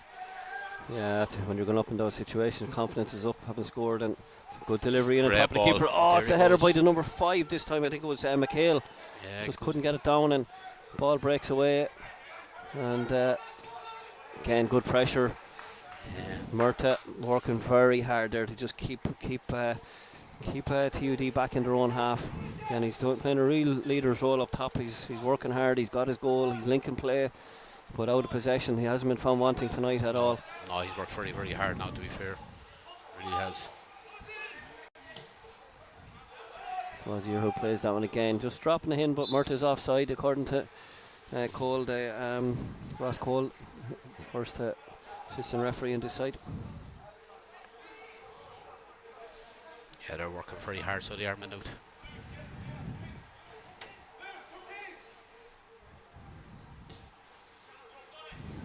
Mooney goes long, headed back, and Azir who they're just trying to get forward in. He was moving a little bit better, but I'm not sure that's done him any favours. He's very slow to get up here in front of us.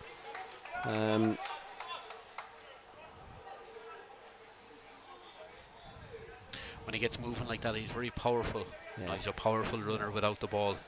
Yeah, he's very strong. I know he made his debut with Athlone here, just gone 18. He played a couple of games at left back actually, and I was involved with Dermot Lennon at the time. We were managing him, and he was a really good prospect. And he moved on to Drogheda United and was captain the under-20s to the Premier, the Elite under-20 National League title last year.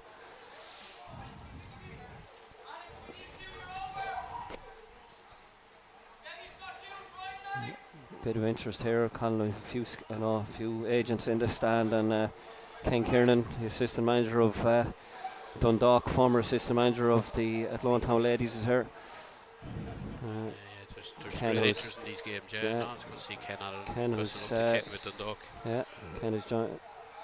It's a great ball by O'Shea, but it's too close to keeper. Just need to drop a little bit lower as Malongo puts the clearance away. Yeah, he's gone in as assistant coach with Kieran Clough, your predecessor as the Athlone Town Ladies senior manager, and we wish the boys all the best luck up in Dundalk this season. Yeah, absolutely. I'm sure. Except for playing at home, obviously.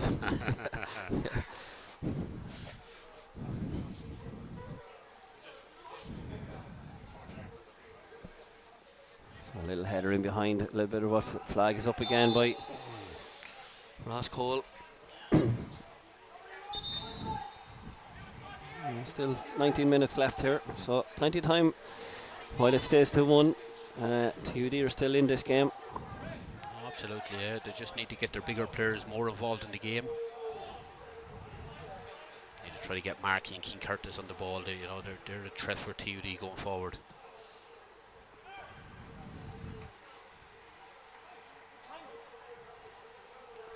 Mert again making those runs in behind, and the substitute, the number 13, Aidan Mooney, just tracking him, doing well on that occasion. Ruby here just trying to get on it. Probably need to see a little bit more of him. Gets it to Abadori, he's left back, but he has to go back inside. Again, you mentioned that press, Colin.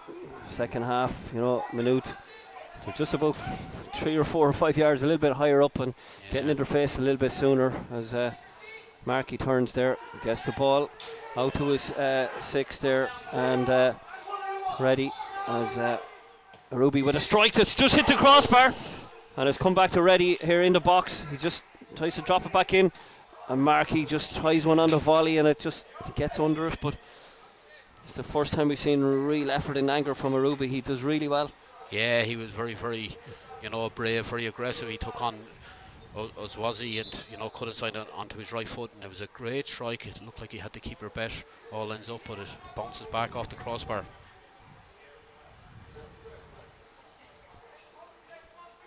Looks like there's a little bit of cramp here, or a calf issue for an Andrew Stewart trainer.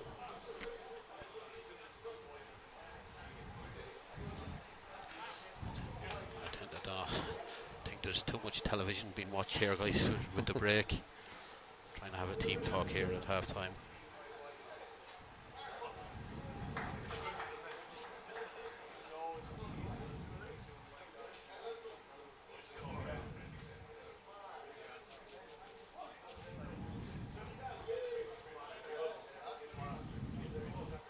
So goals in the 47th and 54th minute of put TUD ahead here after being 1-0 down at half time to a Markey goal, a Ryan Markey goal in the first half, but looks like Andrew Stewart trainer is okay here.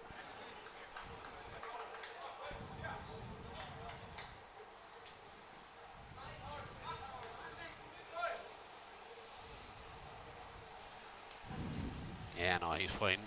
He's fine. He's good to go again. And manager got all our instructions out onto the pitch, so yeah, we're good to go again. We'll see a couple of changes maybe. Yeah, still just the second half is on of that Ireland v Wales women's playoff second leg game. 0-0, 1-1 in aggregate. Yeah.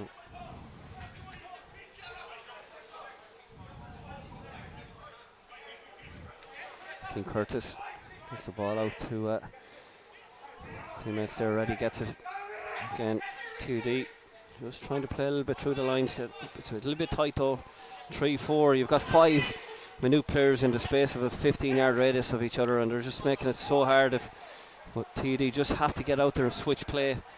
Again, 3 players around the number 14 for TUD.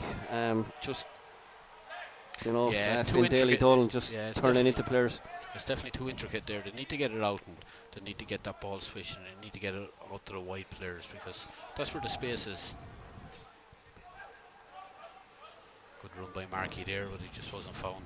Yeah, indeed, like as you said, kind of like that best chance that they've had was that Markey switch, out to the right winger, Alex Fallon, who got in behind him and had that shot. It just went by the post, and that's been their best moment of this half, and it did come from a switch of play. Yeah, no, absolutely. He's been disciplined. He's keeping his shape. He's staying out there. But TUD are not getting their heads up. It's on, so it is. Ball is going to overrun, but it'll probably go for a throw in for TUD.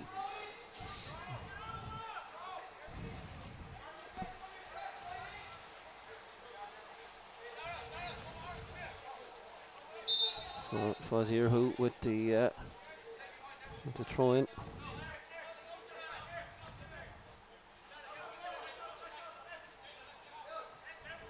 Murta tries to help it on. Dornan likewise, but it's another throw in for TUD. Wales have taken the lead, is it?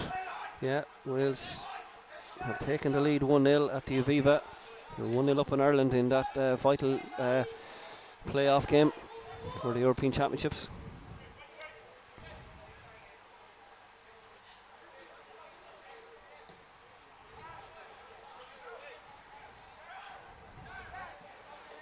Ball from Markey in behind, but the header's good by Kerr, the goal scorer. He's put his side ahead with that header from the corner. Hannah Kane in the 50th minute put Wales up ahead of Ireland. As the ball goes back to Andrew Stewart trainer. Just had to sort out his feet a little bit.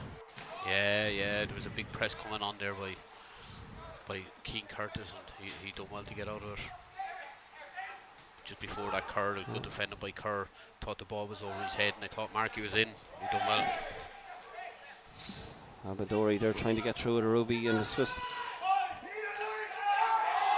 handball there, and probably a bit of a challenge. I might see a card here.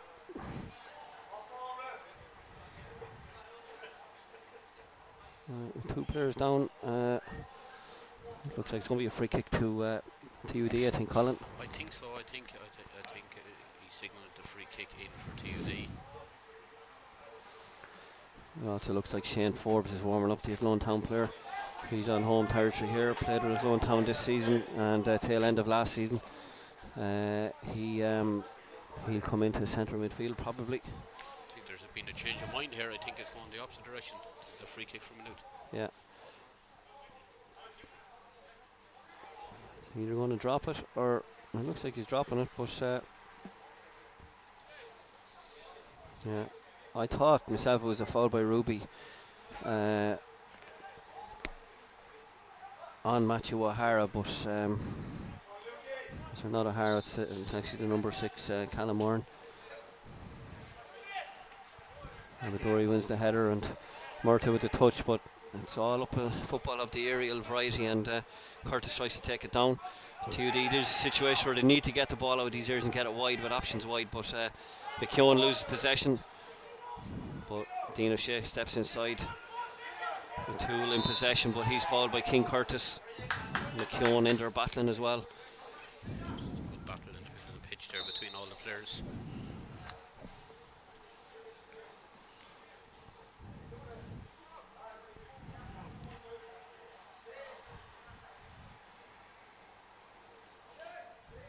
So Shane Forbes.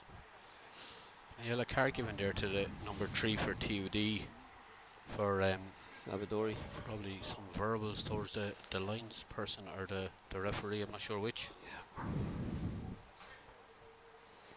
McKeown is going to be withdrawn here for Substitution for Manut. TUD number 11, Gavamia Ruby is replaced by number 15, Shane Forbes.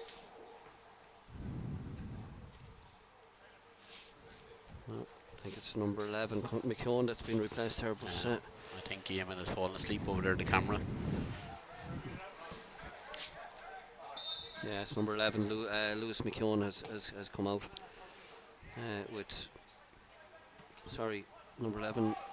Yeah, it is McKeown. Yeah, Lewis McKeown has come off. Yeah, actually, number 15 is Michael Keys. Actually, sorry, I'm getting my number 15s mixed up. Is it? Yeah. So. Forbes is getting ready to come on here now. Yeah, so he is. Yeah. He's both number 15s are getting my teams mixed up. Both 15s will be on the pitch within a matter of minutes here. But so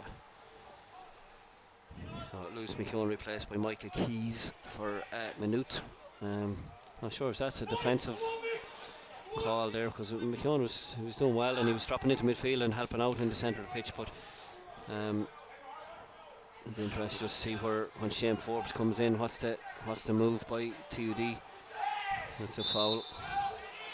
Yeah, it's more of an attacking option, I'd say. Gordon trying to get more players forward. Shane Forbes will give that option going forward. And again, if he's given space and time, he can hurt players, because he is a tricky player with his ball to his feet. Yeah, Malonga does well there. Ball out, he's got possession back here. He's got into the Manut box, he pulls one back, comes off his shoulder. I don't think it's a handball. I don't think there was any movement towards the ball there. We might get a look at it in a minute, but in the meantime, Dean O'Shea has gone on the overlap, and he has a lot of space in front of him. He has Murta. He just loses out there. Great cover by Ed Mooney. Yeah, he just overran the ball, so he did. Yeah. Two players running, trying to support him into the box. Here's the handball situation again. Oh yeah, the referee is gesturing towards the shoulder. Yeah. So we have a couple more changes here. The left back is holding his hamstring. Abadori, who picked up the yellow, so Shane Forbes goes in for him. So Abadori, who's also on the yellow, Shane Forbes has entered the fray. And the number 2 is Tristan Donnelly, and he has replaced, is it number 14? Finn Daly Dolan. Yeah. So it's so just a one change from Manut. We're now down to 1, 2, 3, 4 changes. So TUD have one left. Manut make their second one here. It's coming on as the number 12. Sultan Adenican is coming on for Callum Warren. Sultan Adenican, a former Clone Town player as well, played under 19 National League here. Better known as Sully.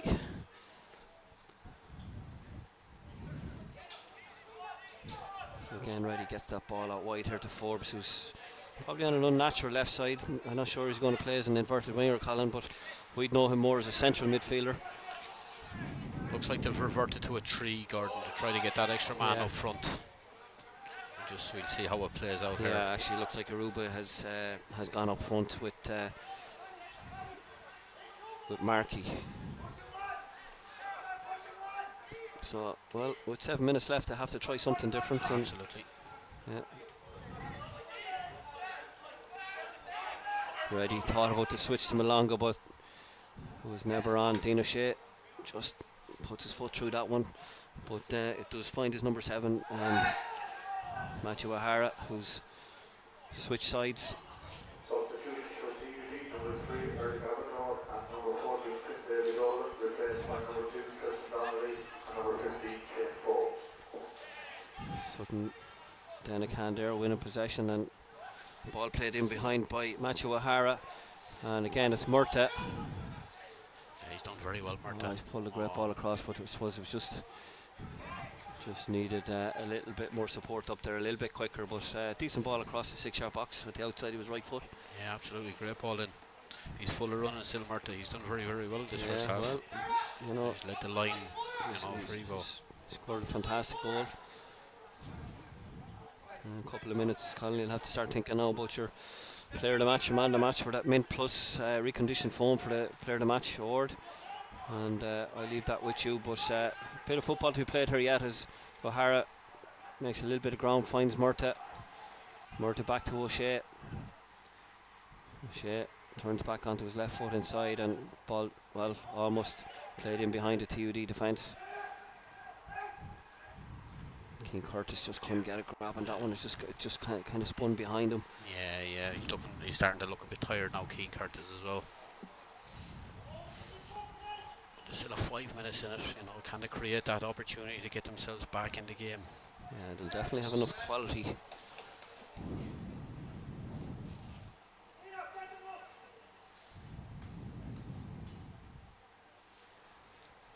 Yeah, 58 minutes gone up in the Aviva. Athlone are still 1 goal down to Wales in that vital second leg of the European Championship qualifier. Athlone, yeah, I'm told I said Athlone. Yeah, Ireland still behind. And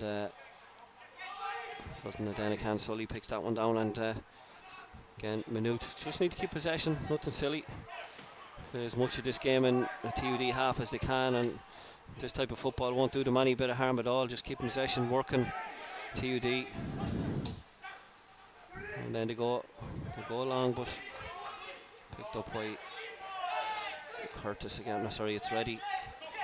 Shane Forbes, and that'll be a Manut ball. Got that one lot.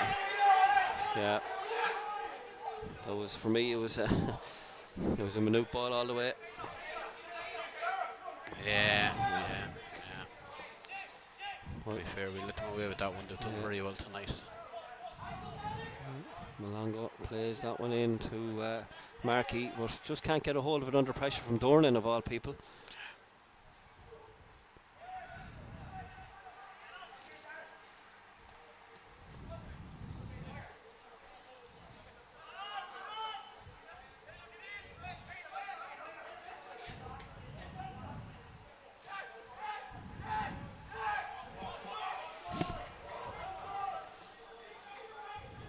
I'd like to see Shane Forbes get a little bit higher. He's gone up there now, but it's a ball just to play it over the top that is well cut out by Manut's number 15, Michael Keys. Yeah, it's not the type of ball Shane is going to deal with. You know, I think they just need to get a little bit of movement between himself and Aruba, but Aruba doesn't look to be moving all that well to number 11. No, definitely see him not. just jogging up here. He looks a little bit limited in his movement. And the sure trainer just runs the clock down a small little bit there. But it's been a great turnaround by Manut, it has to be said. You know, they had a decent last 5-10 minutes maybe of the first half, but before that they were second best to TUD, and come out, got the 2 goals in the second half, and Keys could get forward here, and if he can get behind the defence, he could finish this game here with 1 strike, but it's blocked down. Great defending. Another shot blocked. There'll be no free kick there, but there was really good defending there by Aidan Mooney, the number 13, who's come on from McLaughlin. He got his body in there. Great tackle on Hayes. Yeah, Keys, sorry, Michael Keys. Yeah. So he's unlucky there, Keys. Yeah, Shane Forbes gets the ball into Ruby's feet.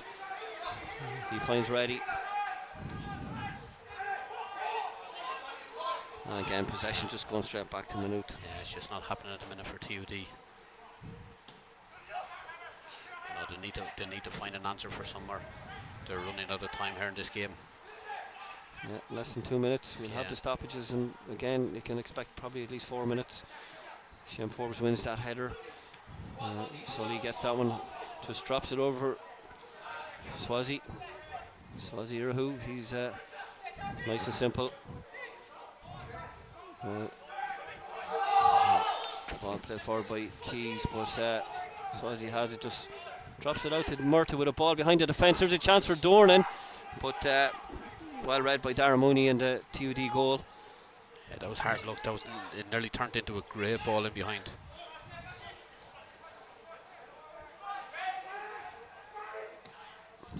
Again, a ball just looking to drop it behind a Manut defence, but Curtis picks it up, and Shane Forbes, is he going to go with the cross with his left foot? He said really good ball in, but Andrew Stewart trainer reads that very well. Yeah, good goalkeeping at this stage of the game. That's exactly what you want from your goalkeeper. Good solid handling, and just take the sting out of it.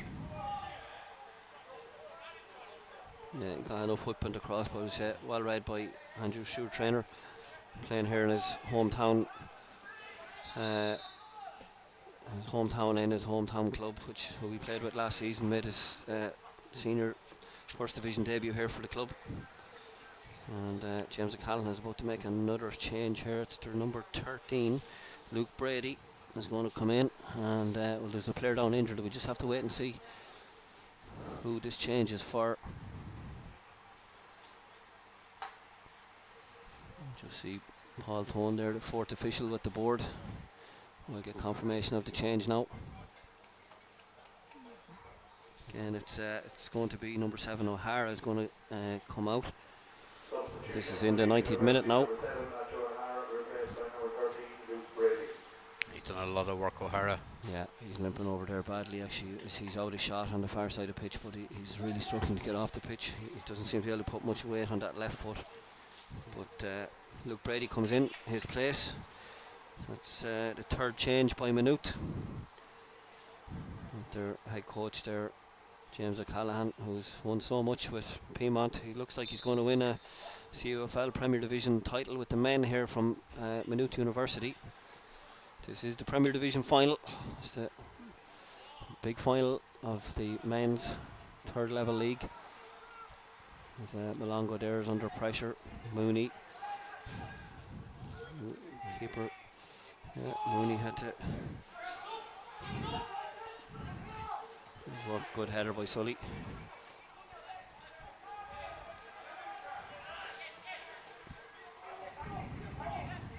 Ready, good turn. They just need to get the ball forward into more dangerous areas. They're just struggling to get it forward. It's so hard it was from just to get it. Just they couldn't get really over the half a line in that situation. It's just the pressure from Manut has been relentless. You picked it out, Colin, as a key attribute of their second half display, and from early on they were pressing higher and harder, and that's what's turned the corner for them. I think they've been done very good.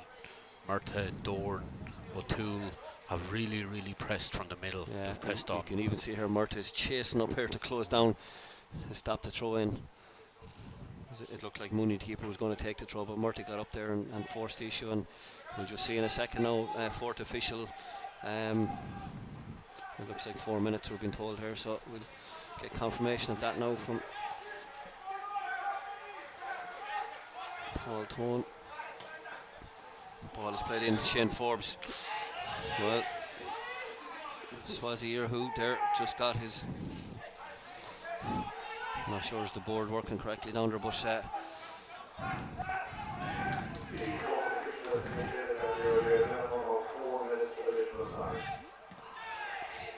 just that link play again just doesn't work around the box. Curtis trying to,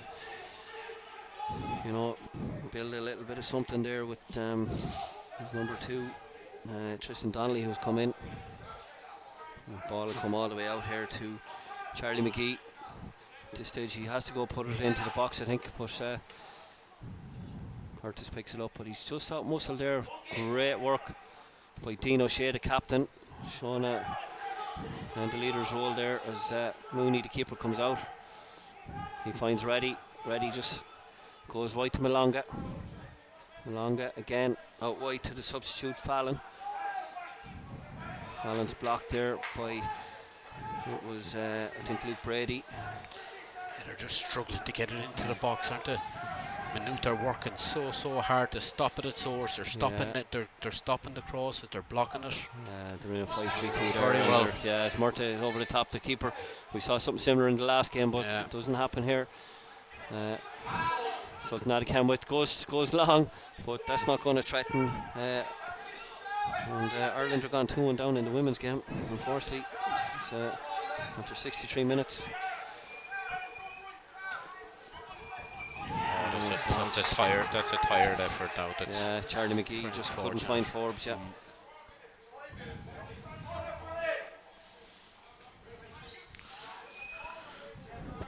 4 minutes on our clock here on the screen are up, so it's at the discretion now of Dean Stenson. It looks very much like Colin that the trophy is going the way of Manut, and at this stage I have to put you on the spot for Player of the Match award. Yeah, it's a real difficult one. Manut, Manut have done very well in this second half. I have to give mention to O'Toole in the middle of the park. I thought he started to press from there. He did very good. Him and Doran have been exceptional. Doran been very good. McKeown was very good in the first half. Died a little bit in the second half, but I think your man, the boy up front, Murta, has done extremely well. He's led the line well. He's worked his socks off. And he started to come back with that great goal, first goal, and that's why my choice for man of the match is Manut's number 9, Darren Murta. Yeah.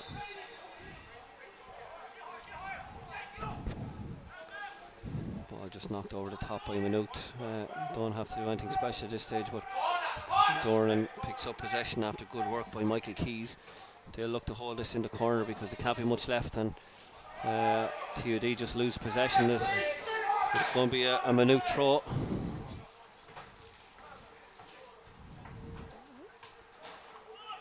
Ball back into corner to Doran, but it's won back by TUD. Aruba picks it up. He has Malong outside him, but it's a great tackle by St. Nadican. He tried to play it in behind for Doran, but it's blocked, and Aruba maybe one last chance here for TUD, but that's going to run all the way in. Andrew Stewart, trainer, blocked down by that was Alex Fallon, almost blocked him down, but there's a chance here if they can get a touch on it, but I think that'll be a free out, and that's the full-time whistle. Maynooth University are the CUFL Premier Division League champions for 2024. Great comeback win, Colin. Just having been 1-0 down at half time and not really ticking in the first half, but second half I think you could say on the balance of play probably deserved this. Yeah, definitely. It really was a game of two halves. I thought TUD were very good in the first half, bar maybe that last 10 minutes of the game when Manut started getting on top, but the second half particularly I thought Manut were very good, and we've said it a few times now. I thought they were very aggressive with the press. They changed their game format around, and they were excellent. I think it's just fully justified and fully deserved win by Manut. Unlucky to TUD on the day, they were very good in that first half, as I said, and unfortunately in the second half they just seemed to run out of a bit of steam, and Manut just took over, and they were very good. Yeah, story of the game and the goals was Ryan Markey with a fantastic finish. He robbed I think Jonathan Kerr, and I think what happened was Andrew Stewart, trainer, had come across to kind of take the ball from Kerr, but when they lost possession then really good finish from Ryan Markey, who worked hard. It was the assist, it was his own, and just dropped the ball into the net. That was after 9 minutes, and then started the second half. Darren Markey, your player of the match there. Colin, I couldn't disagree with that. He picked up a yellow card early, but scored after 47 minutes. Fantastic strike across Dara Mooney, and then the goal that turned out to be the winner was Jonathan Keir, a header from Dean O'Shea's, the captain's corner. Again, his quality on the set pieces came through eventually, and that leaves Maynooth as the 2024 CUFL Premier Division League champions. And Swazier, who I can see him down here, the former Clone player, said he's had a great season. A couple of weeks ago lifted the under 19 elite division title, under 20 League of Ireland elite division title, and he picks up a college's Premier Division title here tonight as well. And we'll just have the usual presentations. Again, well done to the match officials, because Dean Stenson had a good game, ably assisted by David Jamieson and Ross Cole. David Jamieson, who refereed the Division 2 final earlier on and had a fantastic game himself in that. So yeah, I know the officials today have done very, very good over the course of the 3 games. They've been outstanding, to be fair to them. We've had a good day of football today. All the finals have been spectacles. They've been good. We've had a lot of goals. We've, a lot of, good games, good footballers on display, and it ends with this one. And well done to Manut.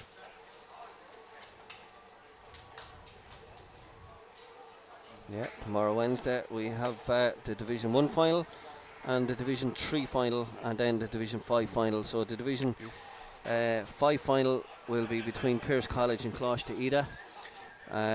Division 3 final will be C2 Carlow C and I think it's Mary Immaculate Thurles, and then DCU and Maynooth in the Division 1.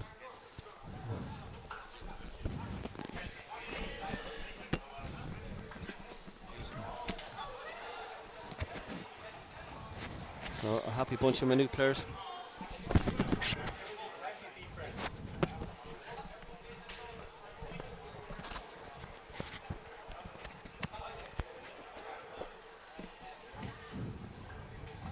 Yeah, I think overall on the 90 minutes it just about deserved that win.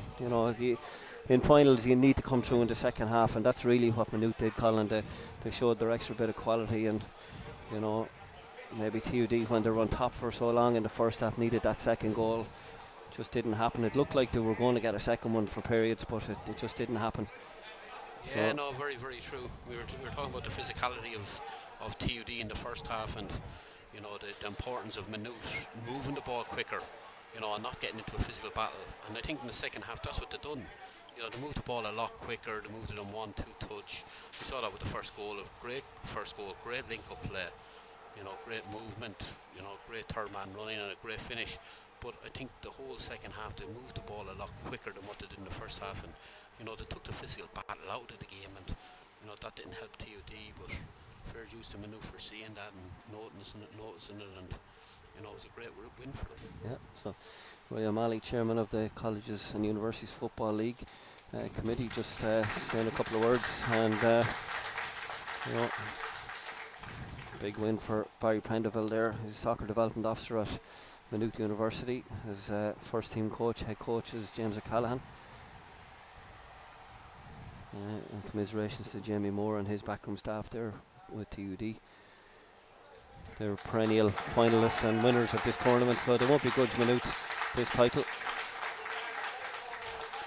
So your selection, Dara Murta, picking up his Mint Plus reconditioned phone as man of the match here in today's final. He got the fantastic goal that dragged his team back into it right at the start of the second half. It couldn't have had a better start to the second half. Maynooth really rocked TUD back on their heels.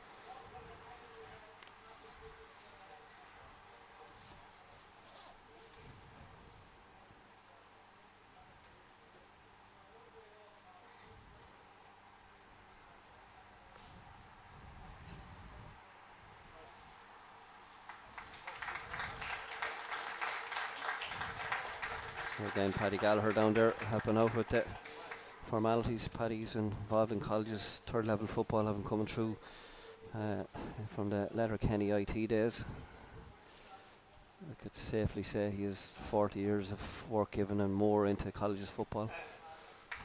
Yeah, they do great work behind the scenes, and it's people like these to get these shows on the road, and that's why third level football is the way it is.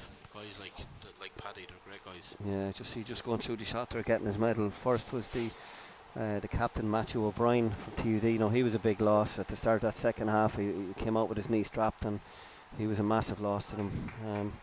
Probably a contributing factor to their defeat.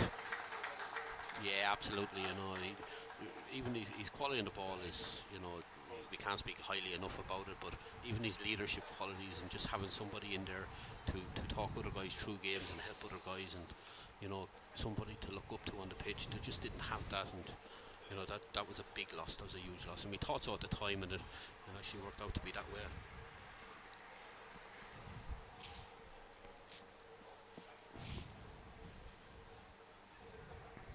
So TUD pick up the runners-up medals.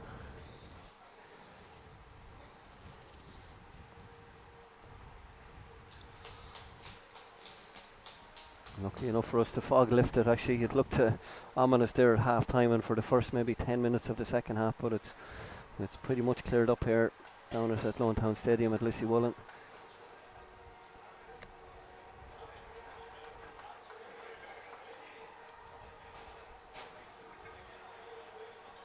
Jamie Moore, head coach, picks up his medal and a couple of medals for his backroom staff.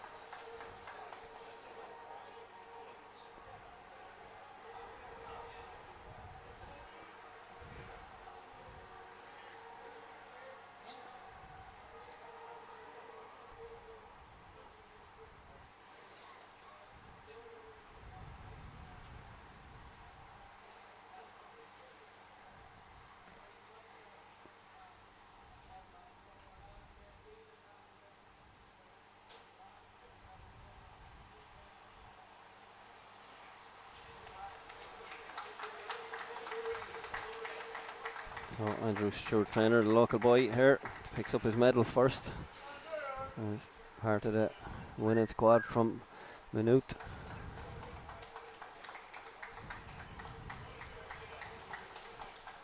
Yeah, he done very well tonight, Andrew Stewart, trainer.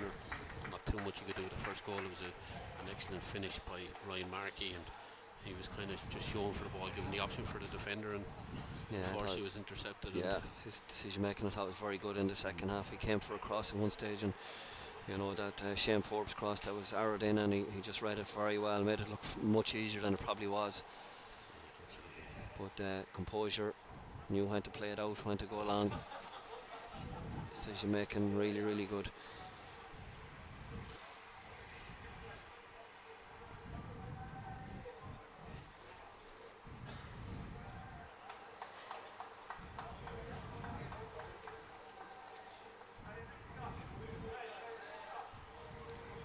Yeah, 10 minutes left up in the Aviva. It looks like Wales are going to progress to the European Championships at the expense of the Irish women, so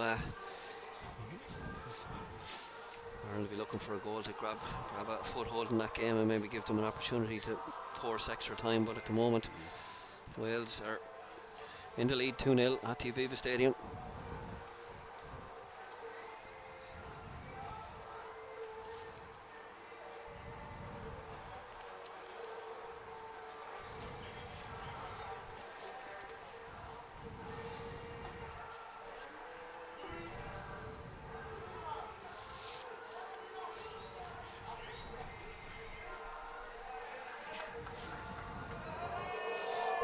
Dina Shea will lift the cup on behalf of Maynooth University here.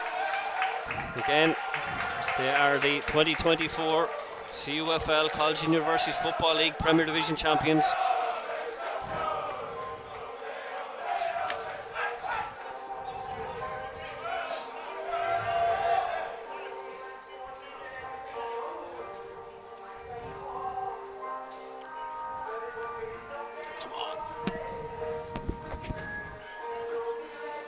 Just as we will sign off here now, but congratulations to Manut, commiserations to TUD Dublin. The music is going to drown us out anyway, but we are the champions ringing out from Queen. But Colin, a good final, and I think Manut, when you sum it up, they were probably deserving winners overall. Yeah, no, it was a great final, it really was, and well done to Manut. It was fully justified, fully deserved. They were the better team over the course of 90 minutes, so well done to them. Enjoy the celebrations, I'm sure they will. Yeah, so we'll sign off for now. We'll be back tomorrow with 3 more games at 1 o'clock, 4 o'clock and 7 o'clock. We've Division 1, 3 and 5 finals tomorrow here of the CUFL. So thank you all for tuning in, and thanks to Anthony Quinn and Quinn AV and Jack and Eamon here for helping out on the live stream. And Eamon managed to keep the camera reasonably close to the ball throughout the game, so well done. Yeah, even if you got the subs wrong. But yeah, thanks to everybody. Ardham Walter were brilliant here today, our match officials, everybody, and all the people behind the scenes from the CUFL, from Ray O'Malley to Paddy Gallagher down there, Paul Walsh, all those guys doing the work, Joe O'Brien. So we'll see you again tomorrow for 3 games, and again on Thursday at 1 o'clock and 4 o'clock on Thursday for the 2 women's finals. So we'll sign off, and thank you very much for tuning in.